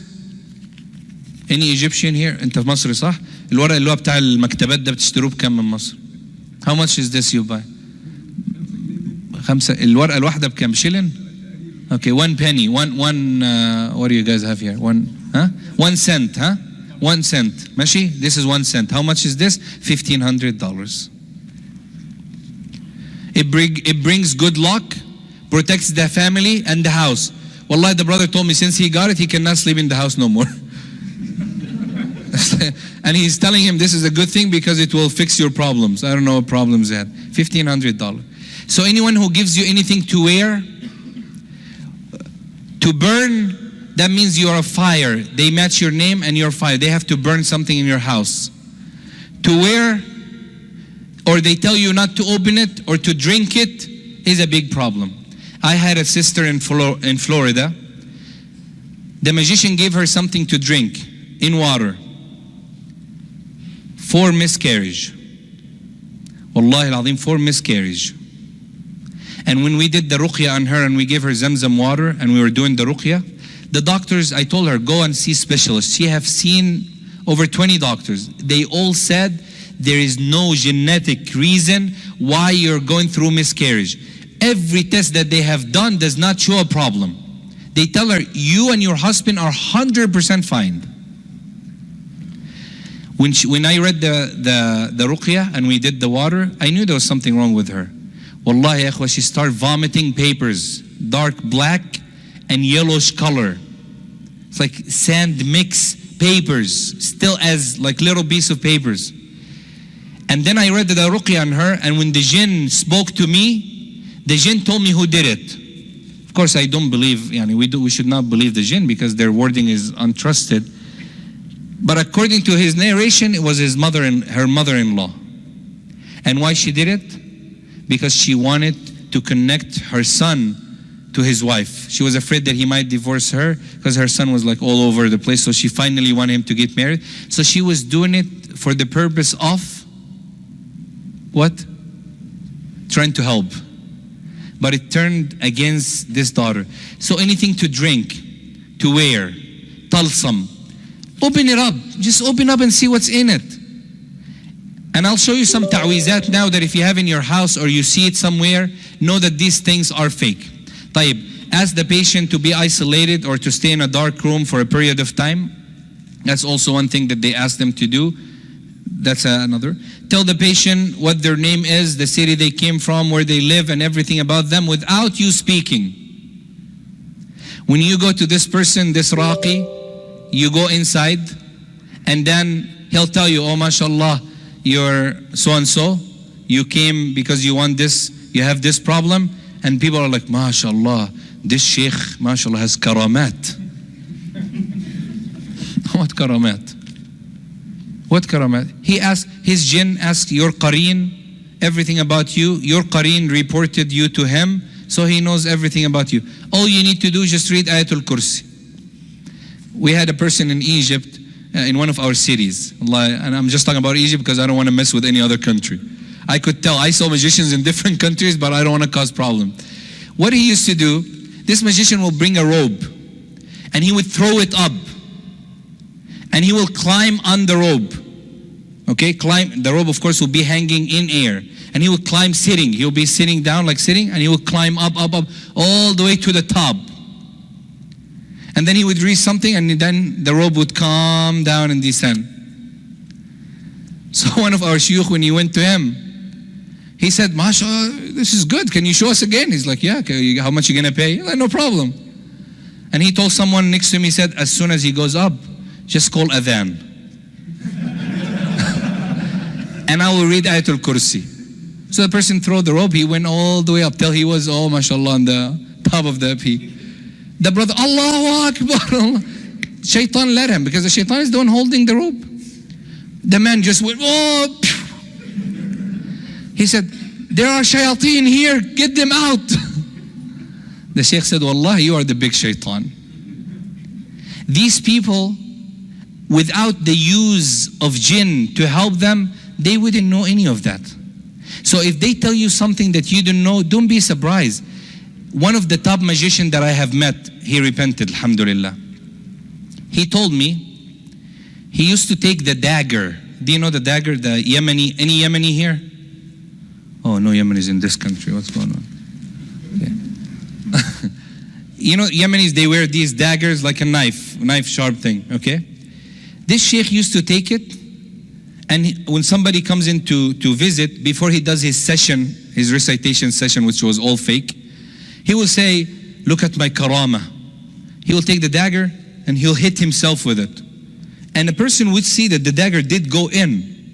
And they will say, "You see?" And he'll take it out and he'll say, "Subhanallah, this is one of my karamat." So a brother went into his house when he was doing that, and he read Ayatul Kursi. And as soon as he says, "Look at my karama," boom, 3 months in the hospital. 3 months between life and death. And then he claimed that because the woman was going through her menses, he couldn't do his Baraka or his Kurama. All of this is a foolish. All these people are fooling our Muslim brothers and sisters by the name and the look of Islam. Go see a psych if you have a problem first. Go see a doctor who studied 10, 20 years to be specialist. Don't just go to someone who just read a book or two and then act like a religious person. May Allah protect all of you, inshallah. Inshallah, we'll continue after Salat al-Maghrib with the magic workshop. Now it's the part that I don't want people to learn, but I want them to see. And may Allah subhanahu wa ta'ala protect all of you, inshallah. Sallallahu ala nabiyyina Muhammad wa ala alihi wa sahbihi wa sallam. Bismillah, alhamdulillah, wa salatu wa salam ala rasulillah wa ala alihi wa sahbihi wa man wala wa ba'd. Continuing, inshallah, on the same matter within the time that we have. Some things that I want to point out of the fraud or wrong ruqyah. Just differentiate between two things. We have ruqyah who are completely on the wrong side of the treatment, and they're doing things that are not allowed regardless of how they do it. And then we have ruqyah who are lacking the knowledge in that field. They're trying to do something good, but unfortunately they have not learned enough to do the ruqyah or to treat people or to perform. And we have a dawrah, I believe it's every day. In where? I don't even know where. Okay, that's private. We have training session for people who want to train. So inshallah, if somebody's interested, talk to the brother, inshallah. Some people, they claim sometimes that they could burn jinn, or they could cause harm to the jinn. They can if they use other jinn. And if they have a stronger jinn, they could defeat a weaker jinn. That's possible. So that means that the person himself is treating jinn by jinn. You have other people who are into the beating people up. And mashallah, we have a lot of those people. I don't know what kind of treatment is that. Where did they get that from? Where they take like a stick and they keep beating the person up till the person almost dying. And all of this, unfortunately, is wrong. Whether it's good intention, every good intention does not fix a bad action. Be very careful. I know a person someone was treating, and subhanallah, this person, I knew right away he's not a magician, but he's very ignorant. So he took a stick and he read few ayat. And this brother, when you read on him, this is the case. Every time you read on him, he falls asleep. Just falls asleep. So the Qari starts saying, okay, the Jinn is here, Bismillah.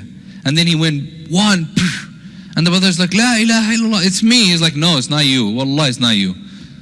And he's like, Wallah, it's me, Ahmet. He's like, no, I know who is talking. You know? It's him. And you beat him up to death. And the beating up is the part that they say you tap on the back of his head very lightly or under his shoulder. Even that doesn't have evidence. Like I have witnessed that. I have treated over 10 years. I don't think it works. What works is the recitation of the Quran, period. What works is the water that has recitation that a person drinks if they have magic or something like that. Other than that, all of this need to be reconsidered among the shuyukh and the ruqyah, and they need to learn how to do it correctly, inshallah. Talasim and amulet, very briefly, inshallah. These are some things that you might see that people have. They might have it in they hang it on their, they have it hanged on their chest or in their houses, and all of this is shirk. And Nabi sallallahu alaihi wasallam قال من علق تميمة فقد أشرك. Anyone who hangs a tamima, then most of the tamaim are known talasim. In India, Pakistan, Afghanistan area, they're called ta'wizat. For most Muslim country, they're called hijab. Okay, they call it hijab. Hijab is like protection. All of this is shirk. All of this is shirk. And all of it's fake. And let me tell you right now, I know magicians are not gonna like that when they listen. I'm already having a hard time with them. Most of the magicians who are on the field right now, they don't know how to do magic. They even write the talsam wrong. Wallahi, I have met some of them. They don't even know how to write the talsam correctly. It's like a spelling of a medication that is wrong, and the pharmacist is like, what is this? This is not how you spell it. That's what they are doing nowadays. Wal-'adhu billah, yani. May Allah subhanahu wa ta'ala protect us. This is some of the talasim. Anytime you see anything like that, especially numbers. My mouse is working? Okay. Oops. Especially this one that I want to... where is the mouse? Anyway, right there.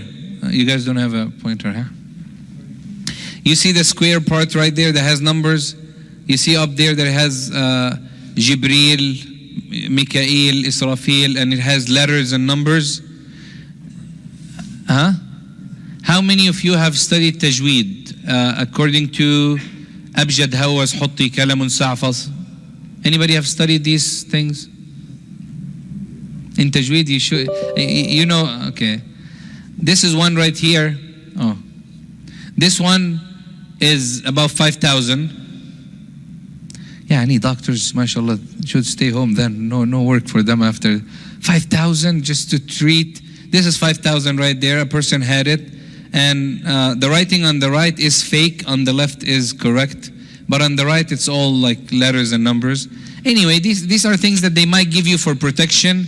They might tell you keep it under your pillow, in your house, hang it on the wall, stuff like that. When I was giving a lecture recently about these matters, a person came to me with a box. Wallahi, with a box. He was from India, and he told me, Sheikh, here you go, all of it for you. I said, no, go ahead, burn it. I don't want it. Yani, people pay crazy things for these, just for protection. And Rasulullah said to Ibn Abbas in the hadith narrated by Tirmidhi, if all of mankind would to come together to benefit you, they won't be able to benefit you, except if Allah subhanahu wa ta'ala decide and decrees. And if all the people come together to harm you, they won't be able to harm you. Yani, anytime you see things like that, just be careful of it. This is a Quran that I travel with everywhere. This is a Quran book. Supposedly. It has magic numbers and letters in there. The brother bought it for $1,500. Just somebody selling it to him, $1,500.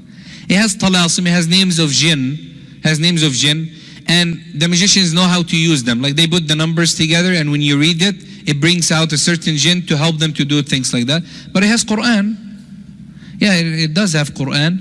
But within the Quran and the verses, there are written letters and written numbers into it, where only people of magic or people who learn magic knows how to deal with these matters. Imagine $1,500 is paid for this, where our brothers and sisters in many countries are suffering, and they're not even finding a cent, not a dollar. Wallah al-musta'an. And this is what Muslims are paying for. Yani. This is another book that we got from that person. It also has squares and numbers and things like that. What magicians use, they write these things. It's fine, they write ayat of the Quran. Yeah, they write ayat, so what? But around the ayat, there is this square with these numbers.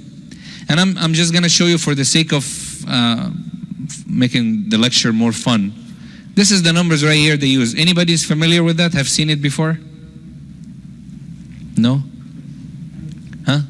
Tajweed. Where are you from? Huh? Palestine? لا عايزين حد من المغرب. Anybody from Morocco? ها؟ Algeria, Morocco. زمان كانوا بيعلموا أبجد هوز الحروف ها؟ Okay. طيب. أبجد هوز, this is letters that are used in Quranic letters that are used for old days. When they used to memorize alif, ba, ta, tha, that's how they memorize it. أبجد هوز حطي كلم سعفص قرشت ثخذت and so on. That's how they memorized letters before. Now, what did they do? Ibn al-Jazari rahimahullah in his poetry and in the poetry of Tuhfat al-Atfal, they will tell you, for example, my poetry is niddun. So you take the noon and then you take the dal. Noon is 50, dal is, where is the dal? 4. So that means that the lines of the poetry is 54 lines. This is how they use it, tajweed. For the magicians, it's completely different. They use the same letters, same numbers, but they transfer it into magic words where they cause the harm, where they bring the names of jinn, where they cause the meaning. Sometimes it is related to filth and impurity. Wal-'iyadhu billah rabbil alameen. Mathalan, for people who read Arabic, I won't write in English for sure because of the translation. Can someone read this and translate for me? I'm getting tired now. What does it say? Surah Al-Talaq, yeah? This is someone, he said to her, you want to protect your marriage, you don't want to be divorced? She said yes. He said, okay, I'm going to give you this paper and I'm going to read Surah Al-Talaq 3 times on you. So here he's reading Quran. He's reading Quran. But then look what he says. He says, تكتب سورة الطلاق, you write سورة الطلاق في ورقتين, in 2 papers. وإناء, and you bring a pot or a cup. ثم يمحى الإناء أو, numbers الورقة. He says you put this paper into 63, 50, 10. Remember, can someone remember the numbers, okay? 50, what is it? 63, 50, 10. طيب. What is 60? Huh? Sin, let's go from right, we're going right to left? Right to left. 63, 50, 10. 10 is what?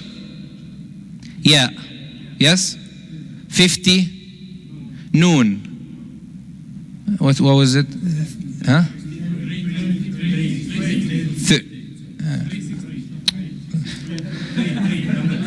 Number 3. 3 is what? Jim. Number 10, 60 is Sin. What does that bring up to? Yanjus. So he says you should read Surah Al-Talaq and then you cause it Yanjus. Yanjus means what? To put it impurity, filth. Mashi? طيب. And then do what? وَيُمْحَى بِمَاء, and then you clear it with water. What type of water? Water that is 53, 165. 50, come? Bring me a page. What is it then? 50, so noon. 3 is Jim. 1 is Alif. 60 is Sin. 5 is ha. What is that? Najasa. Najasa is what? Impurity. So you bring a filthy paper, you write Surah Al-Talaq on a filthy paper, impure, and you put it into a impure water. Mashi? And then you bring another paper and you throw it in 80-20, 50-10. 80 Fa, 20 Kaf, 50 Noon, 10 I don't want to I don't want to translate it. So he's saying you bring the paper and you put it into filthy water. You write the surah. If you open up the talsam, if you open up something like this to people who think this is right, if you open it up and you read, what does it say to you? It says read Surah At-Talaq and write it on a paper, and then after you write it, what do? You just keep it with you. But you don't know what numbers mean. They put these numbers. So they're saying, put this paper, write it on a filthy paper, impure, put it into impure water, and take it and put it inside the bathroom, the toilet area.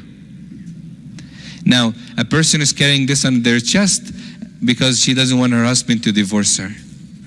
Now, what do you think her husband is going to do? Yeah, subhanallah. It creates, we are putting ourselves into matters, and we're thinking this is good. They could write, well, what they wrote here is great. It sounds good because it has Surah Al-Talaq, the divorce surah, so why not? Be careful. Be careful of the ahjiba. Anything that they tell you, it's for protection. Be careful of the ayat. Even the ayat, yes, because you don't know what's written or what is it written with. يقول النبي صلى الله عليه وسلم, when he saw a man wearing a ring in his hand, and he said, Ya Rasulullah, someone gave me this ring, and he told me that to keep it. And he said, why? He said, because it protects me and it gives me power. He said, Wallahi, it only increase your weakness. Some of the brothers and sisters today, they wear in their wrists not silver, steel. And they tell you it brings energy, and and the person is laying down 24/7. He's very lazy, and it's always the opposite. But it's a belief. May Allah protect all of you, inshallah. This is the false ruqyah. I will leave questions to the end if you want to ask anything else to clear on people who do ruqyah. How does a magician bring about magic? Honestly, I'm not gonna go into that in this masjid. I don't think any of you, inshallah, will be involved in that. If anybody that you know are involved in that, just take a brief. I'm just gonna take one thing. There are many ways where they do magic.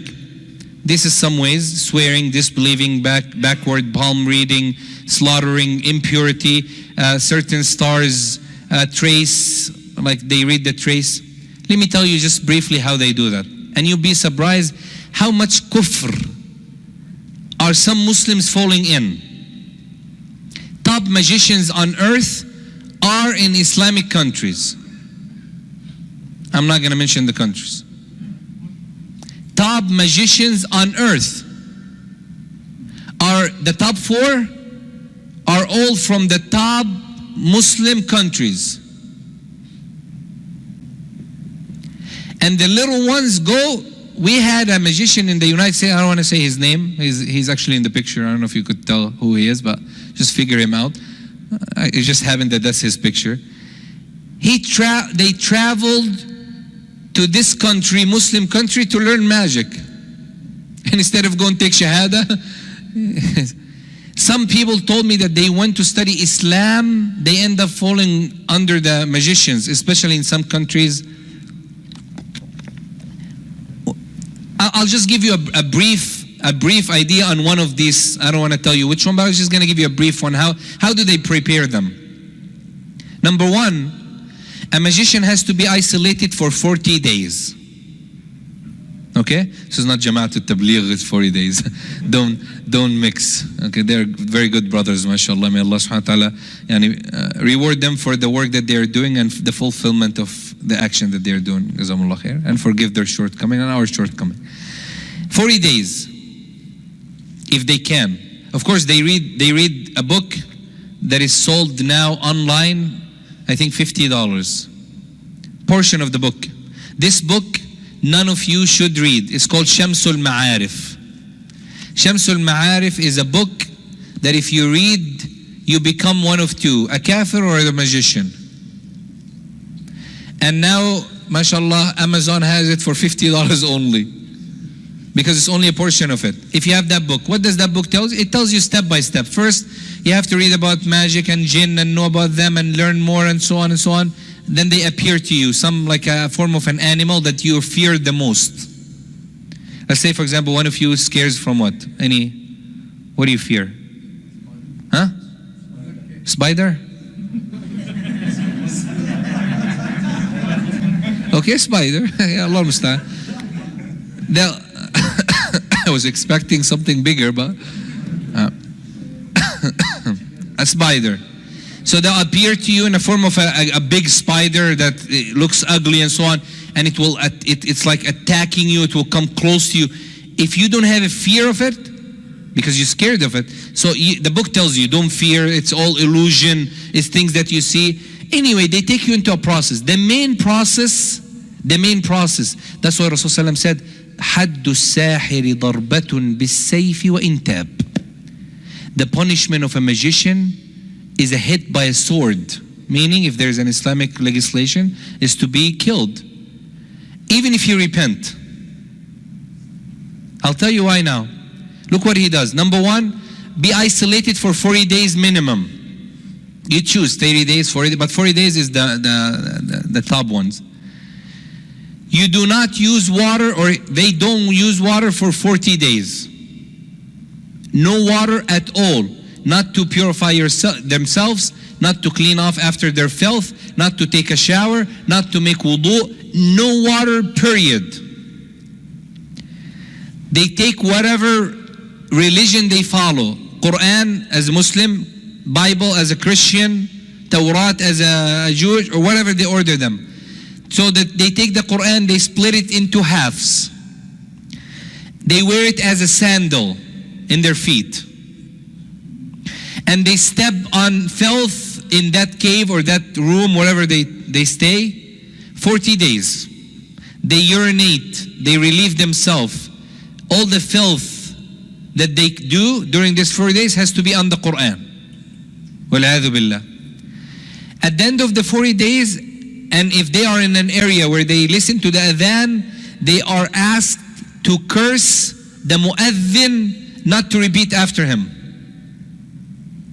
40 days. They go through this cycle till they become like a dead donkey in the street. After the 40 days, if they go through the process, they tell them, now you have these jinn, these powers to help you. Depends how much he have done. Let's say, for example, someone says, okay, I could cut the Quran, put it in my feet, but I can't urinate on it. They'll send them like a bachelor degree jinn. But to get a PhD, you have to go more. So the rule is, the more the magician becomes a disbeliever, the more he gets the help of the jinn. That's why they are what? We said levels. There are some who are top in that field. And there are little ones who have like a high school degree magician, jinn with them, or even middle school, little jinn helping here and there, but they don't have enough power. They have to seek power from somebody else when it comes to major events. Imagine they have to go through all this. Now the jinn will appear. The jinn will, of course, in a different form. And I'll tell you, this magician, what he used to do.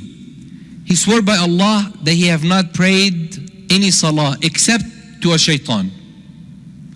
So people come in, he's a sheikh, mashallah, nice beard, imama, good looking. Before he treats anybody, he stands up and he prays to Raka. Wallahi, he only says Allahu Akbar. As soon as he stand up, the magician says that the jinn will sit in front of him on a chair or something, and he would pray to him. But people would think he's praying to Allah.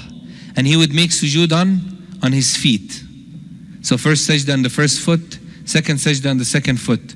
and then he'll stand up after the Salah, and then he'll start doing his incense and bukhur and nice smell, and he'll do these little here and there, and then he'll tell the person, do this, don't do that, go here, don't go here, and this is how they do it.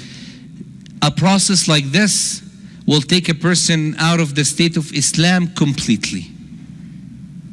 So all these ways are turuq, are tariqa, are ways for the shaitan. Some of them are worse than others. Some of them are less, like the certain stars. There are some people, they read the stars, but really there is nothing to learn from the star. But the shaitan will appear to them and teach them something, fool them, thinking that the stars have a sign. But it's the shaitan who's trying to fool them to see that. Palm reading. Some of the palm readers are complete magicians, and some of the palm readers are just making money. Okay? We have to understand that. So these are all ways, طبعا يعني Masha'allah, he's doing a lot of work here. يعني these are all tariqas of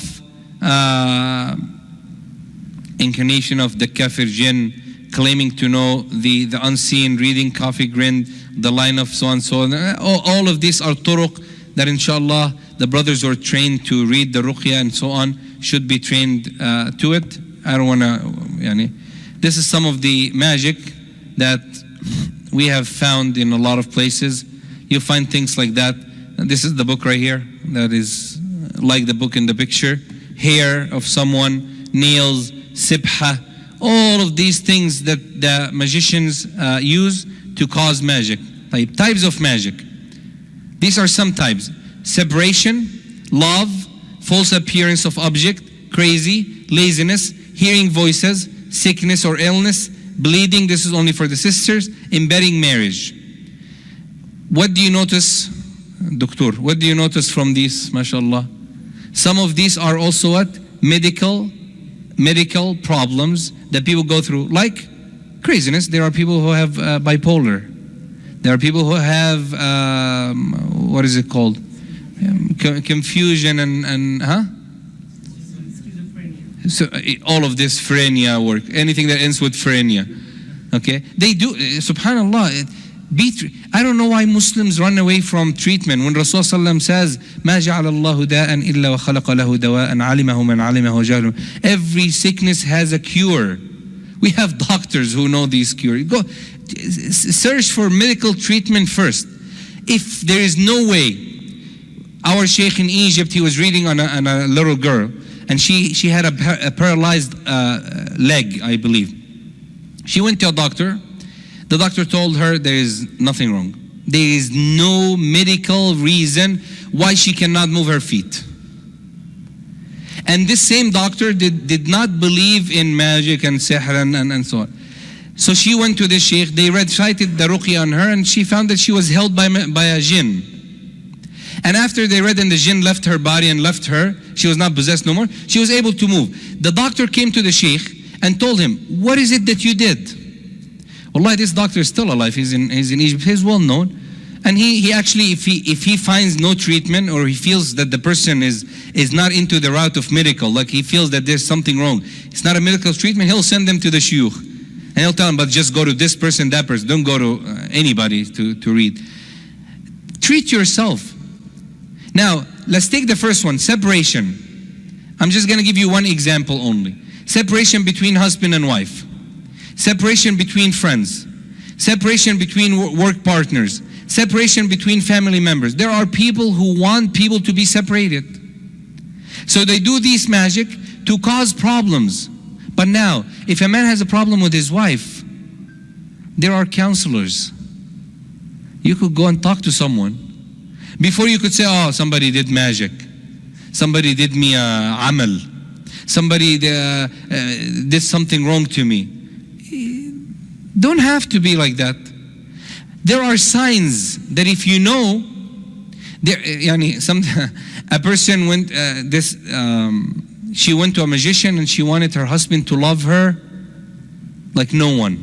So the magician did magic by mistake, wrong magic, the wrong spell, that her husband would hate every woman, including her. Wallahi. And he couldn't even see her face no more. She went to the magician. She's like, what happened? She went to the magician. Magician was dead. He died. And it led to divorce. Till the Sheikh got involved, and it was a big story. Yani, let's not have a hanger for our problems. That if a person is sitting down and his like, you know, this person brought me his kid, 7 years old, at 12 a.m. That's why I stopped doing Ruqyah. Khalas, I stopped. I teach people only. I train. 12 a.m. I was asleep. I said, what's wrong? He's like, Sheikh, he has a Jinn. I'm like, 7-year-old, he has a Jinn. Allah, okay. What did he do? He's like, he was jumping from the bed to the floor. And I said, were you a kid before, or you were born, Masha'allah, a man? He's like, yeah, we were kids, but we didn't do that. I said, yeah, because you guys didn't have beds. You were on the ground. They have beds. They're kids playing. So I took the kid. I put my hand on him. I started reading. The kid fall asleep. 12 a.m. The kid fall asleep. I said, okay, take him now home. Alhamdulillah, the Jinn is asleep. People are, see, when we give a lecture about the signs of magic and Jinn, everybody, I gave once, if you have headache, it could be. But headache you could have a stomach pain that is causing headache. Migraine headache because of the vision, because of the nasal, because of the ears. The brother went home, he called me, Sheikh, I think I have Jinn. Why, brother? I have a headache all day today. Okay, see a doctor. Take Advil or Tylenol. He's like, no, it's Jinn 100%. Why is it 100%? A person saw a dream. You tell him it's a dream. Don't take whatever is coming as a must, like it's 100%. No, see a medical treatment. I am a pro-medical treatment first. I don't believe you should go see a Sheikh or a Raqi or somebody like that unless there is no way in the medical treatment. Because you could actually treat yourself. You could take that medicine. It's not going to cure you. Allah is the one who cures you. I tell this person, you see a dream of scary animals in your dream, then you have a Jinn. This person came up, he said, Alhamdulillah, finally somebody who understands my case. I'm like, what do you see? He said, I saw snake in my dream. I said, how many times, brother? He said, once. I said, that's not Jinn. He's like, twice. I said, that's not Jinn. Like 3 times. As I remember, I said, that's not Jinn. Like, how many do you need? I said, it's not me who needs, it's you. You're the one who's seeing that. Be careful. Yes, the magic could cause separation. Magic could cause even more than that. It is, and it's true, and it did happen to Rasulullah sallallahu alaihi wasallam. But again, we have the treatment. So now, what are the signs? Here you go. Change of relation from love to hate. Not everybody who changes. Subhanallah, you could have a conflict with your wife and khalas. You can't live with her no more. It happened. 2, creates many doubts between them. Not accepting each other's excuses. Making a big deal of a little problem. Change of figure sometimes in deciding of the partner. But not that you go home suddenly and your wife her hair is messed up and you're like, oh, I saw something today, very weird. No. Rasulullah said, if one of you enters his house at night, you should let your wife know before you come back home. Like if you're traveling, you cannot just suddenly knock on the door and then she opens up, she'll be surprised. Nobody sleeps with their hair, mashallah, and the makeup on. Nobody does that. Even you look at yourself in the morning, you're like, A'udhu billahi minash shaitanir rajeem, till you take a shower, right? We do that. So why change of a figure and things like that, if it's constant, okay? If you've seen it all the time, if things are happening, like for example, 2 people, they love each other, mashallah, they have a very good relation. Things change suddenly and they don't know the reason. They really don't know the reason. They don't know what's going on. They don't know. I had a person that I was treating. This person was a truck driver. He drives big trucks in the desert for days. Him and his wife, mashallah, very peaceful life. They have 2 children. This person tells me, I am able to sleep in my truck in the middle of the desert with the sounds of animals, but I am not able to sleep in my own room with my wife. When I see her, I feel like there's a lion or a tiger trying to attack me in the room. I cannot stay with her in the same house. So I tried counseling, I tried to talk to him. It sounds to me that there's something wrong. So we read on him the Ruqyah, we did the full Ruqyah. Alhamdulillah, we were able to figure out the magic that was done to him, the magic spell. It was in his house. Wallahi, ikhwa, the person who have done it for him was his best friend from Bosnia. And Bosnians are known, mashallah. Any Bosnian here? Alhamdulillah. Bosnians are known by that. And the lady who was doing that magic, I went to her in Florida and she told me it was business, but we made a deal. I don't speak about her, she doesn't speak about me. But I wrote her in my book. I have a book about magic. I wrote her and things that she told me how she does it. This person came to his house to visit. He saw how good his relation is with his wife and the two kids. This person was married for 10 years, the Bosnian person. They were from Sudan. The Bosnian did not have children, so he got jealous. He went to this lady. He told her, I just want to mess up his life. Wallah. He paid $200. And I told him, how we figured out it was him. I told him, who comes to visit you? He said, few people. I don't have a lot of friends because I travel a lot. So I said, okay, wait till he comes in. And any family, just hide somewhere and let them come into your house and see if they're gonna look into the vase that they have at the door, see if they're gonna put their hand in or something. You might figure out. Wallah, him and his wife came to visit. The brother acted like he was going to the kitchen. His wife stood up. She put her hand into the vase and she was searching for something. And then she was like, it's not here, it's not here. Our Sudanian brother, Masha'allah, you know, Sudanese are very nice, but when they get angry, La ilaha illallah, you know. So he got very angry, he started shouting at him, he started getting him out of the house. We burned the magic and alhamdulillah, things went well. It could be. All of these signs could be there. But if you see changes that you're unfamiliar with, not that there are problems like work stress and things like that are causing the problem. So this could be part of it. Adding to that the signs that we will speak about inshallah. How do they prepare this magic? Very simple.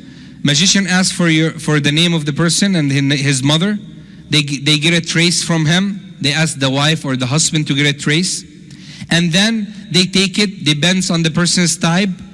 For example, if you're fire, if you are the fire type, they bring in a pot, a big pot, steel.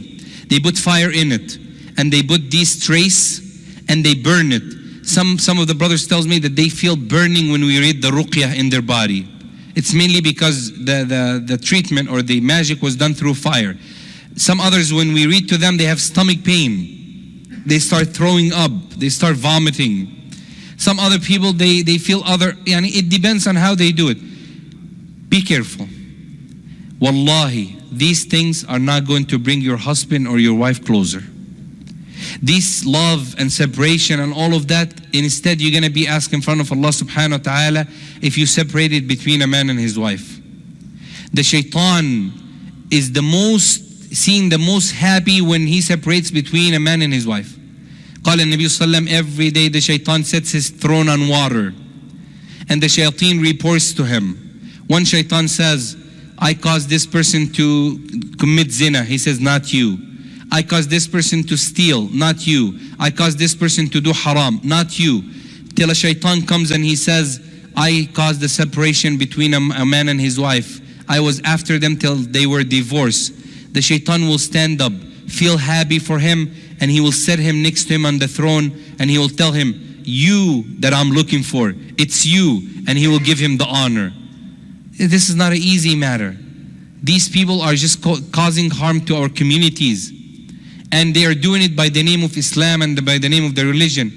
Be very super cautious about them, inshallah. This is actually the magic that they did to Rasulullah sallallahu alaihi wasallam. And anyone here from Mali, Senegal, any of the African countries, Mali, Senegal, all of that? No? This is known in Africa. You're from where? Huh? Masha'allah. Sierra Leone is one of the top two in it. Be careful. I have met a Sierra Leonean magician. But he was a cool guy. He was just learning. But so this is what they do. They brought that to Rasulullah sallallahu alayhi wasallam, and this is called ad-doma, the doll magic, voodoo. They actually have it as a game for our kids now, believe it or not. In the US, is one of the best free games for our children to play. The voodoo, and it's all magic. It's all magic. What do? They bring this doll, and they bring like needles, and then they book it certain way. And when they do that, they wrap your trace around it, like hair, your clothes, something that someone brings. And then every time they book the doll, or they get the needle in, the person feels a lot of pain in his body, and the magician keeps doing that for a while till the magic is set. And this is actually what they did to Rasulullah sallallahu alaihi wasallam. Exactly. They wrapped Rasulullah sallallahu hair and his comb around this doll right here, and they buried it. Labid ibn al-A'sam, alayhi la'natullah, Labid ibn al-A'sam caused Rasulullah sallam to go through this illusion for 1 month till Jibreel alayhi salam came down, and they found this. And Rasulullah sallam told Ali, go and burn it and then bury it, and don't tell anyone because we do not want to cause a fitna. So this is one of the most famous African magic that is known now in Africa, right? If you have seen it or know about it. A'radul ayn, signs of evil eye and magic. Please, for the sake of Allah, don't go home today and say that I have a jinn or I'm possessed with These are just signs. Some of it has to do with medical reasons again. Some of it are just that. How do we know? Go to someone who reads the correct ruqyah. He will tell you. قال ابن القيم رحمه الله, this knowledge of knowing, meaning these matters, لا يعرف إلا خواص الناس, that people whom Allah subhanahu wa ta'ala choose, or certain individuals. Type yawning. Everybody's yawning now because they've been here for 3 hours. No, yawning at a time when you don't need to sleep, when you're resting, and you do it, you overdo it. The Prophet said, put your hand on your mouth when you yawn. There are some people that when they speak, they yawn. When they read Quran, they yawn.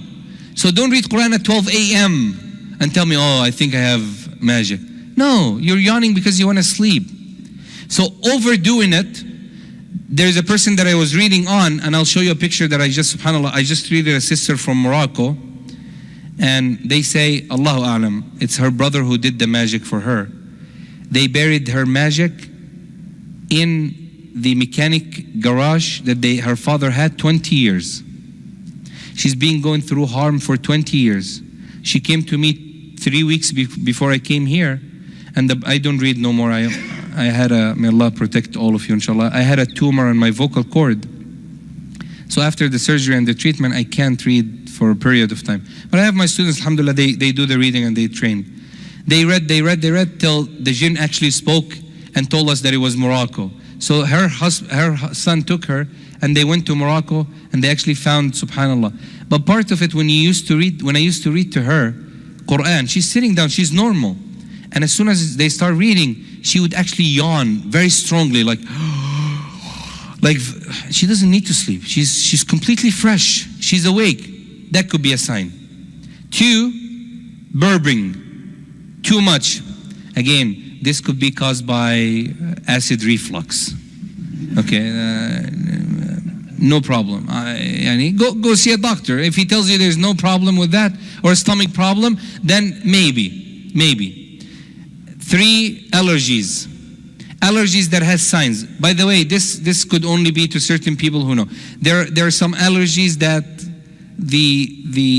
some of the kids had, but that was because of the eye, not because of magic. Because magic and hasad, someone looked at him and they were like, oh, nice baby. Right away, rashes all over the body. You put water that has zamzam with reading on it, it goes away. Few hours later, it comes back. The doctor says that there is no way. They gave them lotion and things like that. They said it's not normal because it disappears and comes back. It disappears and comes back. The only way to treat this, if you know that individual who said that about this person, you should ask them to make wudu for them and reuse the water that they have made wudu with. Remember, and I know this is going to cause a problem. I know this is going to cause a problem. Rasulullah, a man saw his brother in a water well, in a swimming. The Sahabi, you know who's the Sahabi that says what I'm going to say now? He's one of the people who witnessed the battle of Badr. So he's not just an evil person, he's a good person. He said to Rasulullah sallallahu alaihi wasallam, he said to the man, he looked at him and said, "Oh, nice skin. It's like a virgin skin."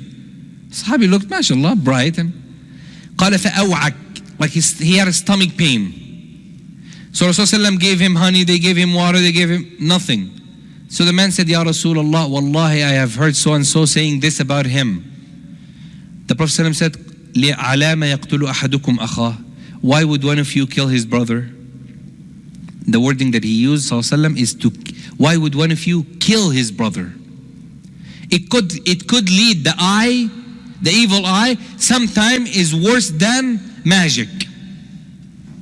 Because the Prophet ﷺ says most of the people who die from this ummah after the destiny of Allah dies because of the evil eye.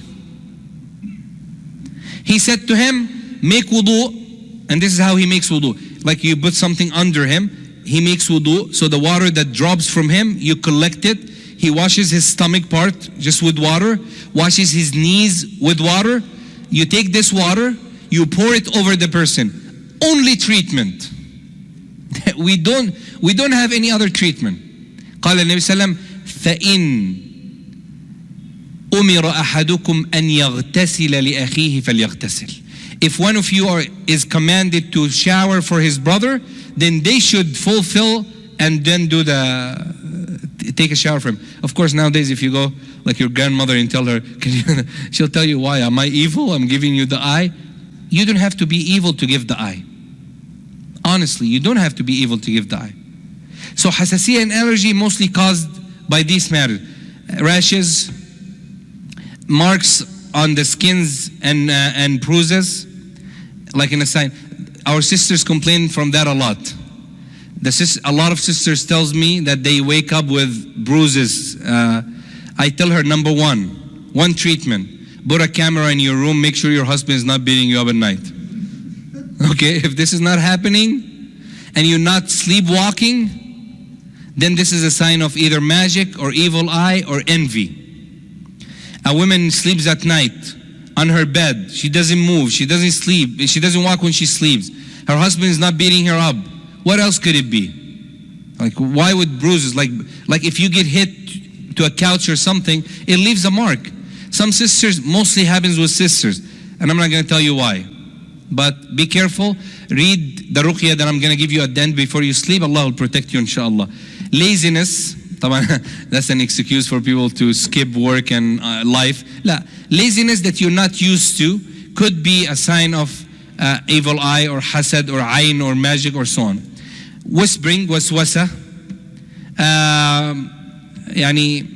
If you have foam coming out of your mouth, that only comes out if you do the Ruqyah.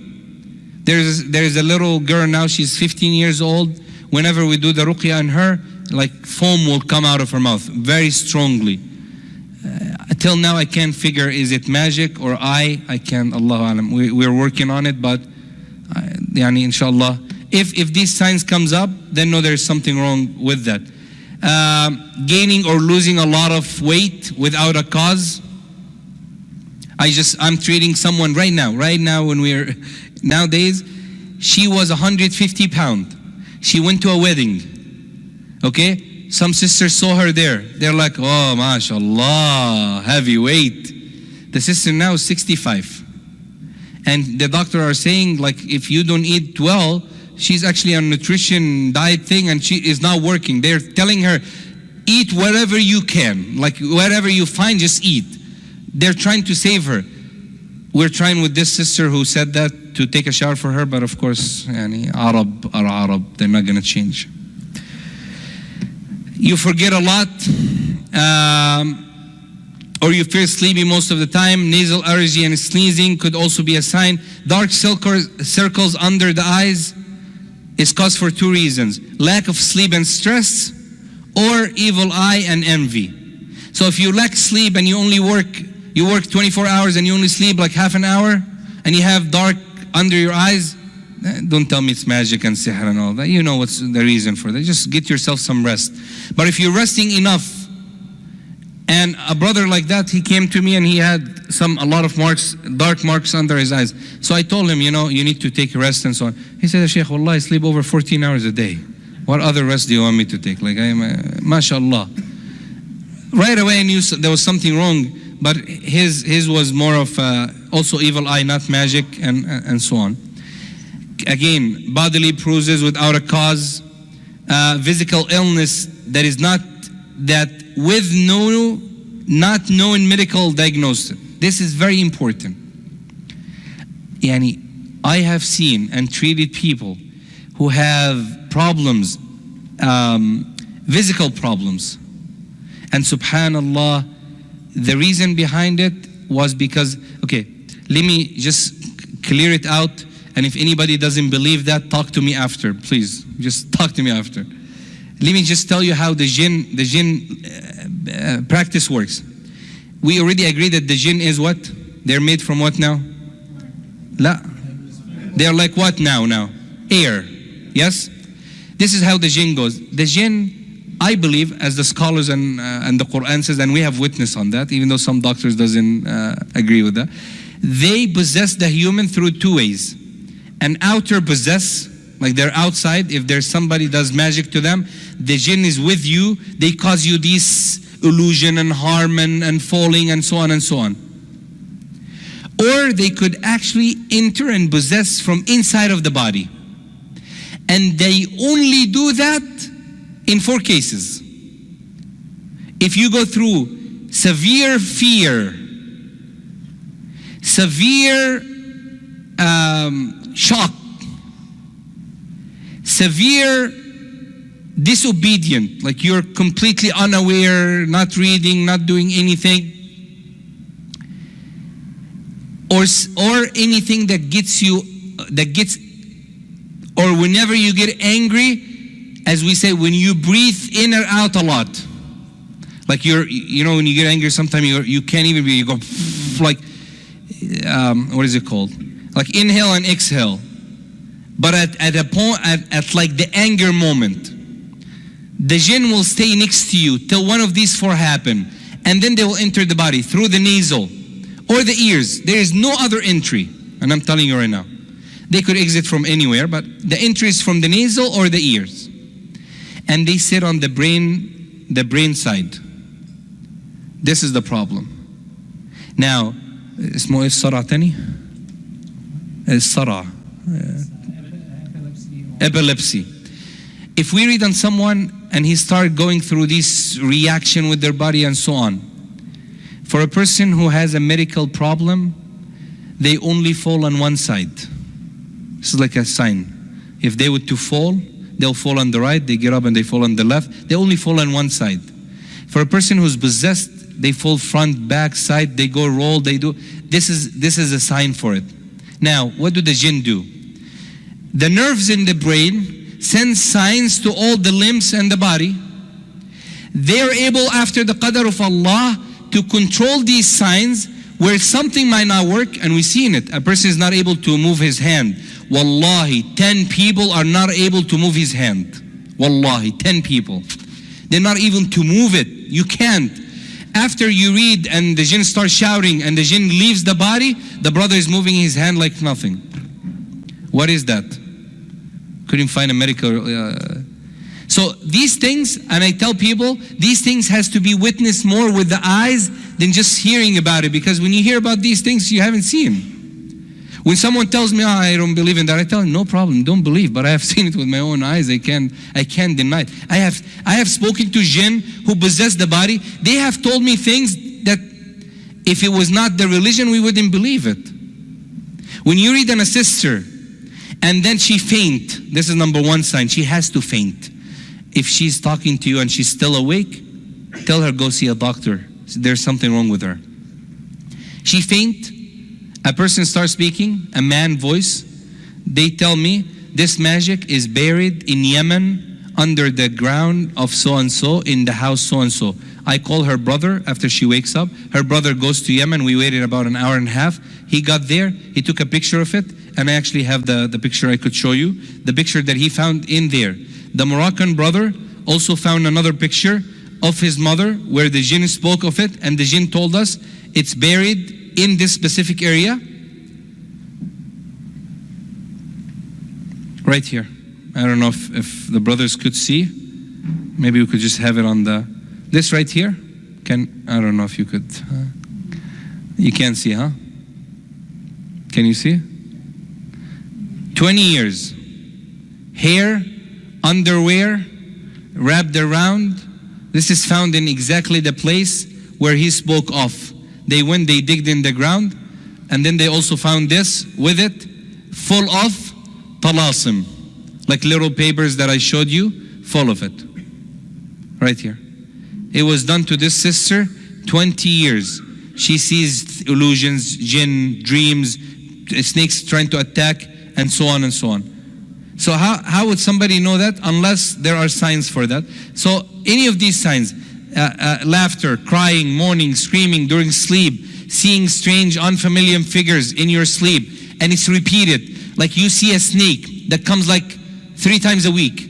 You see, the sister told me she sees a man in the form of a donkey's head with a body of a horse or something. And she's seen him attacking her many times. That means she has a jinn. She's seen 3 of them. That means she has 3 jinn. She's seen 7 of them. She has 7 jinn, and so on. So if you see dreams like that and things like that, then that could also be a sign of possession, but know who to go to and the right person. Taban, again, dreams of nightmares, cats, pain, chronic pain, so migraine headache that has no reason or the medical treatment, numbness during recitation, as I told you, if you read through the Quran, bodily spasm during recitation of the Quran, there's also one of the signs. Allah subhanahu wa ta'ala said for treatment, and I'm going to go through it in 5 minutes. Yes? Can I? I just want to give you this.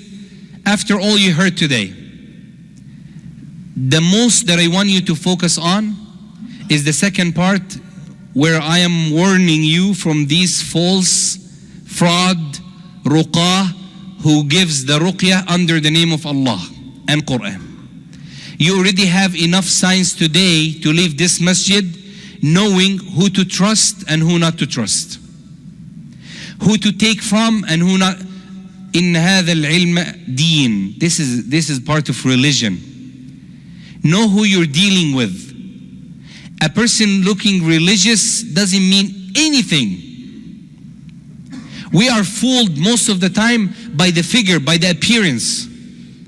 And Allah says, I'm not looking at your appearance, I'm looking at your what? Your hearts. Yani a lot of people judges people by just how they appear. They trust them by how they appear. Our Sheikh in Egypt, Hafidhullah Ta'ala, used to say, and I know some brothers are not going to like that, but it's fine, inshallah. This is the last of the lecture, khalas. He used to say, Wallahi, maybe a person without a beard is better 1,000,000 times than a person who grows his beard. We all looked at him like, okay, what are we trying to do here, shave?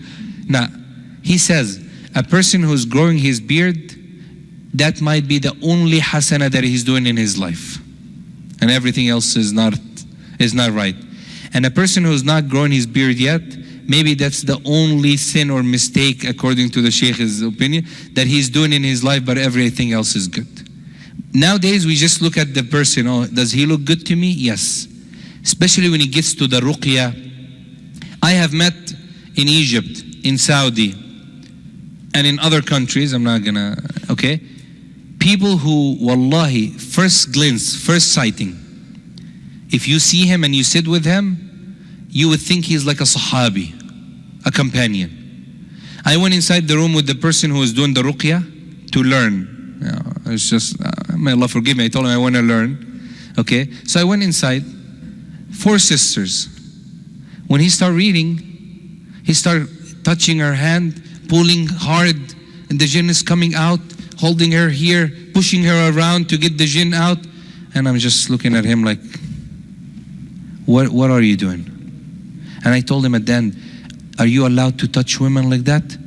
He's like, الضرورات تبيح المحظورات. Necessity would, what? The necessity will permit the forbidden, or the wording is not in my mind right now. But anyway, I said, what necessity? It will allowed what? It allowed the haram. What necessity? He told me, like you're in the desert and you don't find water and you find alcohol. I'm like, this is not the same. He's like, this is qiyas? Wallah, if Abu Hanifa heard your analogy, he would have been dead by now. He would stop doing the qiyas. I said, this is qiyas fasid. You don't build on that. This is not the same. We have Ruqyah who could do it, and it's not like that. And then he took a woman, opened up her mouth, and he was trying to like blow in her mouth very close. I'm like, no, go ahead and kiss her now. What's next? And he kept telling me, you Sunni Salafi, get away from me. You're hard-headed, you don't understand. You're not going to learn. I'm like, wallah, if this is learning, then we don't need this learning. Wallah, I'm going to warn people from you in this city. And I went around the masajid, giving khutab and durus in this city, wallah. And he kept telling him, okay, I'm going to show what I'm going to do to him. I said, go ahead, do whatever you want. If you are a man, go ahead. Do whatever you want. Do you think... Then I told him, I said, do you know the 3 jinn that you have with you? I know them by name. The guy's like, huh? I said, I know them by name. And I know who you're working with. And if you want the name of so-and-so, and I told him, the one you call upon, name so, he's like, you have jinn with you, must be working on that. He stopped. He left the city and he went, Allah alam, where did he go? But he left because he was making money out of haram. So number one treatment, Ruqyah. The best of Ruqyah is the one that you do to yourself. Let me just tell you right now. Best Ruqyah, to put your hand, read the Ruqyah on yourself. Al-Fatiha, beginning of Al-Baqarah, Ayatul Kursi, end of Al-Baqarah. قل هو الله أحد. Rasul sallam says, ما تعوذ بأفضل منهما. The best of treatment is قل أعوذ برب الفلق, قل أعوذ برب الناس. What else do we need? Hijama, cupping. I don't know if anybody does cupping here, but if you have somebody, cupping is a very good treatment. And if anybody specializes in cupping, then get yourself treated. I did cupping to people who had magic, and the magic was taken out. The jinn was taken out by cupping, and I have a proof for and evidence for that. One of your best treatments. Siyam, fasting. Rasulullah said, when you fast, you're blocking the veins. Shaitaan will become very weak. They can't harm you. Al-adhkar, daily dhikr. Rubbing olive oil on your body and your skin if you have magic or sihr. Drinking zamzam water or any water that has ruqyah written on it. Black seed is a cure for everything except death. As the Prophet said, honey, he said 3 things. A cut of hijama, a spoon of honey, and cauterize. But I do not require, or I do not allow you to cauterize, or I dislike cauterizing for you. These things are your treatment. Take them every day. 7 dates, Allah will protect you from magic and evil and poison. I'm just going to go to the last slide because we ran out of time. And I'm just going to give you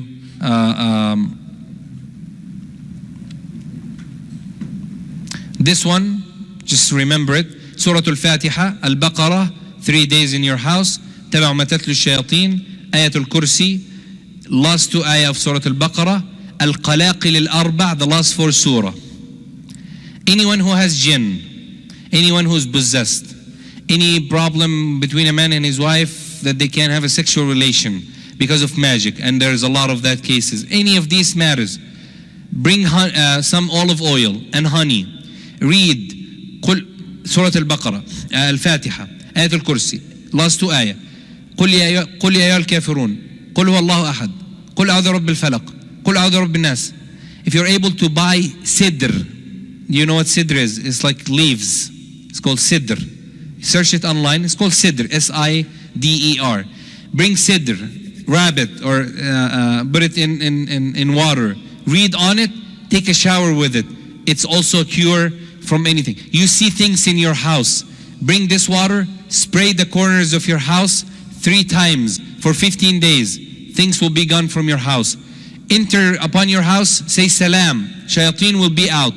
Exit your house, say Bismillah. Tawakkaltu ala Allah. La hawla wa la quwwata illa billah.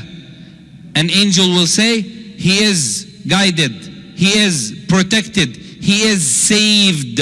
Shaitan will say, we cannot come close to someone who's protected, guided, and saved. How easy is that? Bismillah, tawakkaltu ala Allah, la hawla wa la quwwata illa billah. Very simple. Very simple.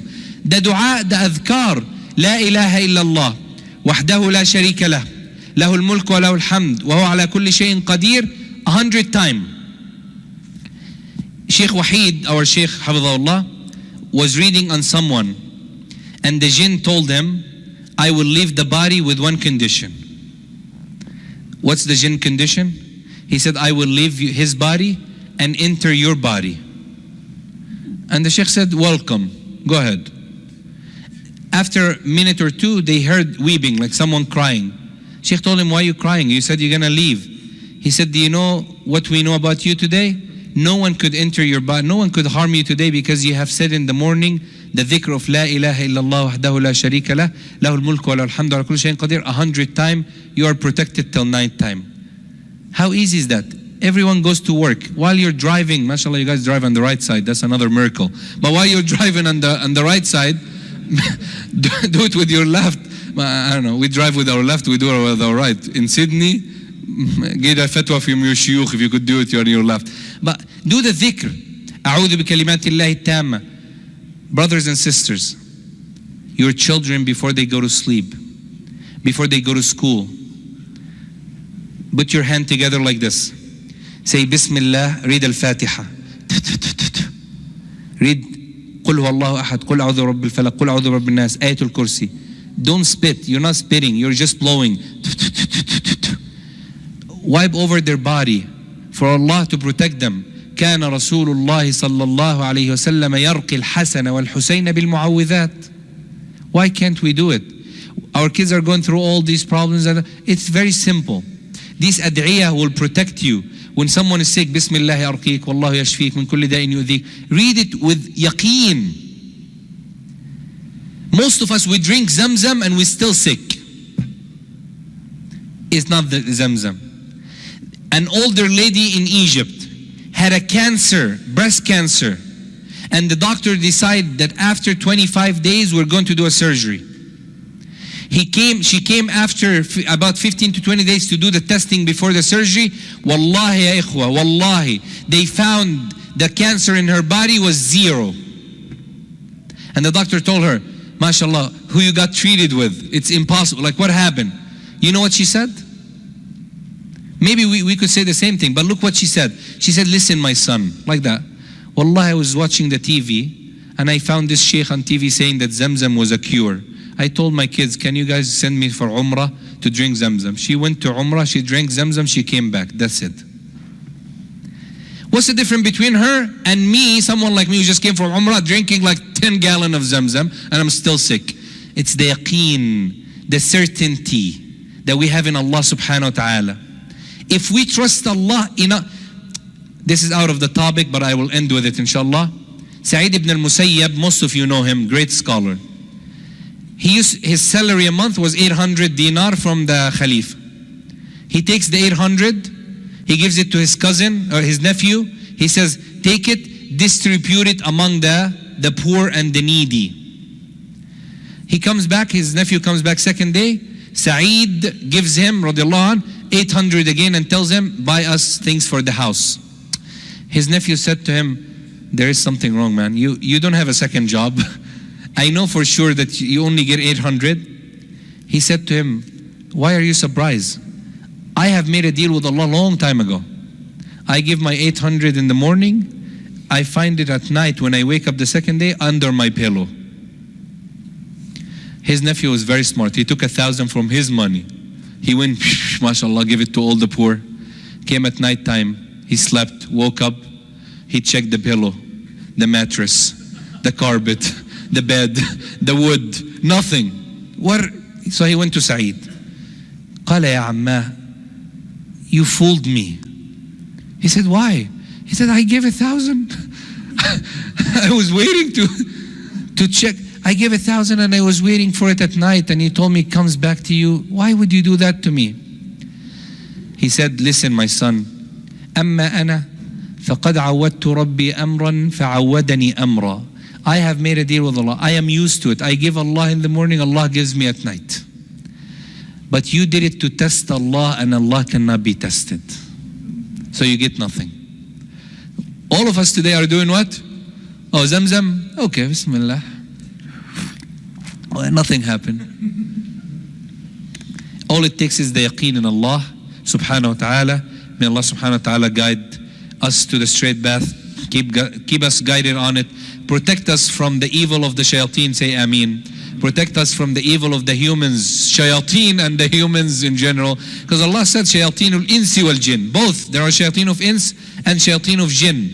May Allah keep us protected, our children protected. May Allah subhanahu wa ta'ala bring love and tranquility and mercy into our houses, between us and our wives, that we don't need the Sheikh or a magician or a Raqi or nobody, inshallah. May Allah subhanahu wa ta'ala keep us guided on this path. I will be here after Isha. I don't want to keep you or hold you. We'll pray Isha, and I will give about 10-15 minutes for any question that you might have from brothers and sisters. Right after Salah, inshallah, we'll start. You feel free to leave if you want to after the Salah. Jazakumullah khairan for having patience with me today. Forgive me if I have taken most of your time today and it was long lecture, but I hope there was a benefit in it for me and for you, inshallah. Jazakumullah khairan. Subhanakallahumma rabbana wa bihamdik. Ashhadu an la ilaha illa ant. Nastaghfiruka wa natubu ilayk. Walhamdulillahi rabbil alameen. Wa jazakumullahu khairan.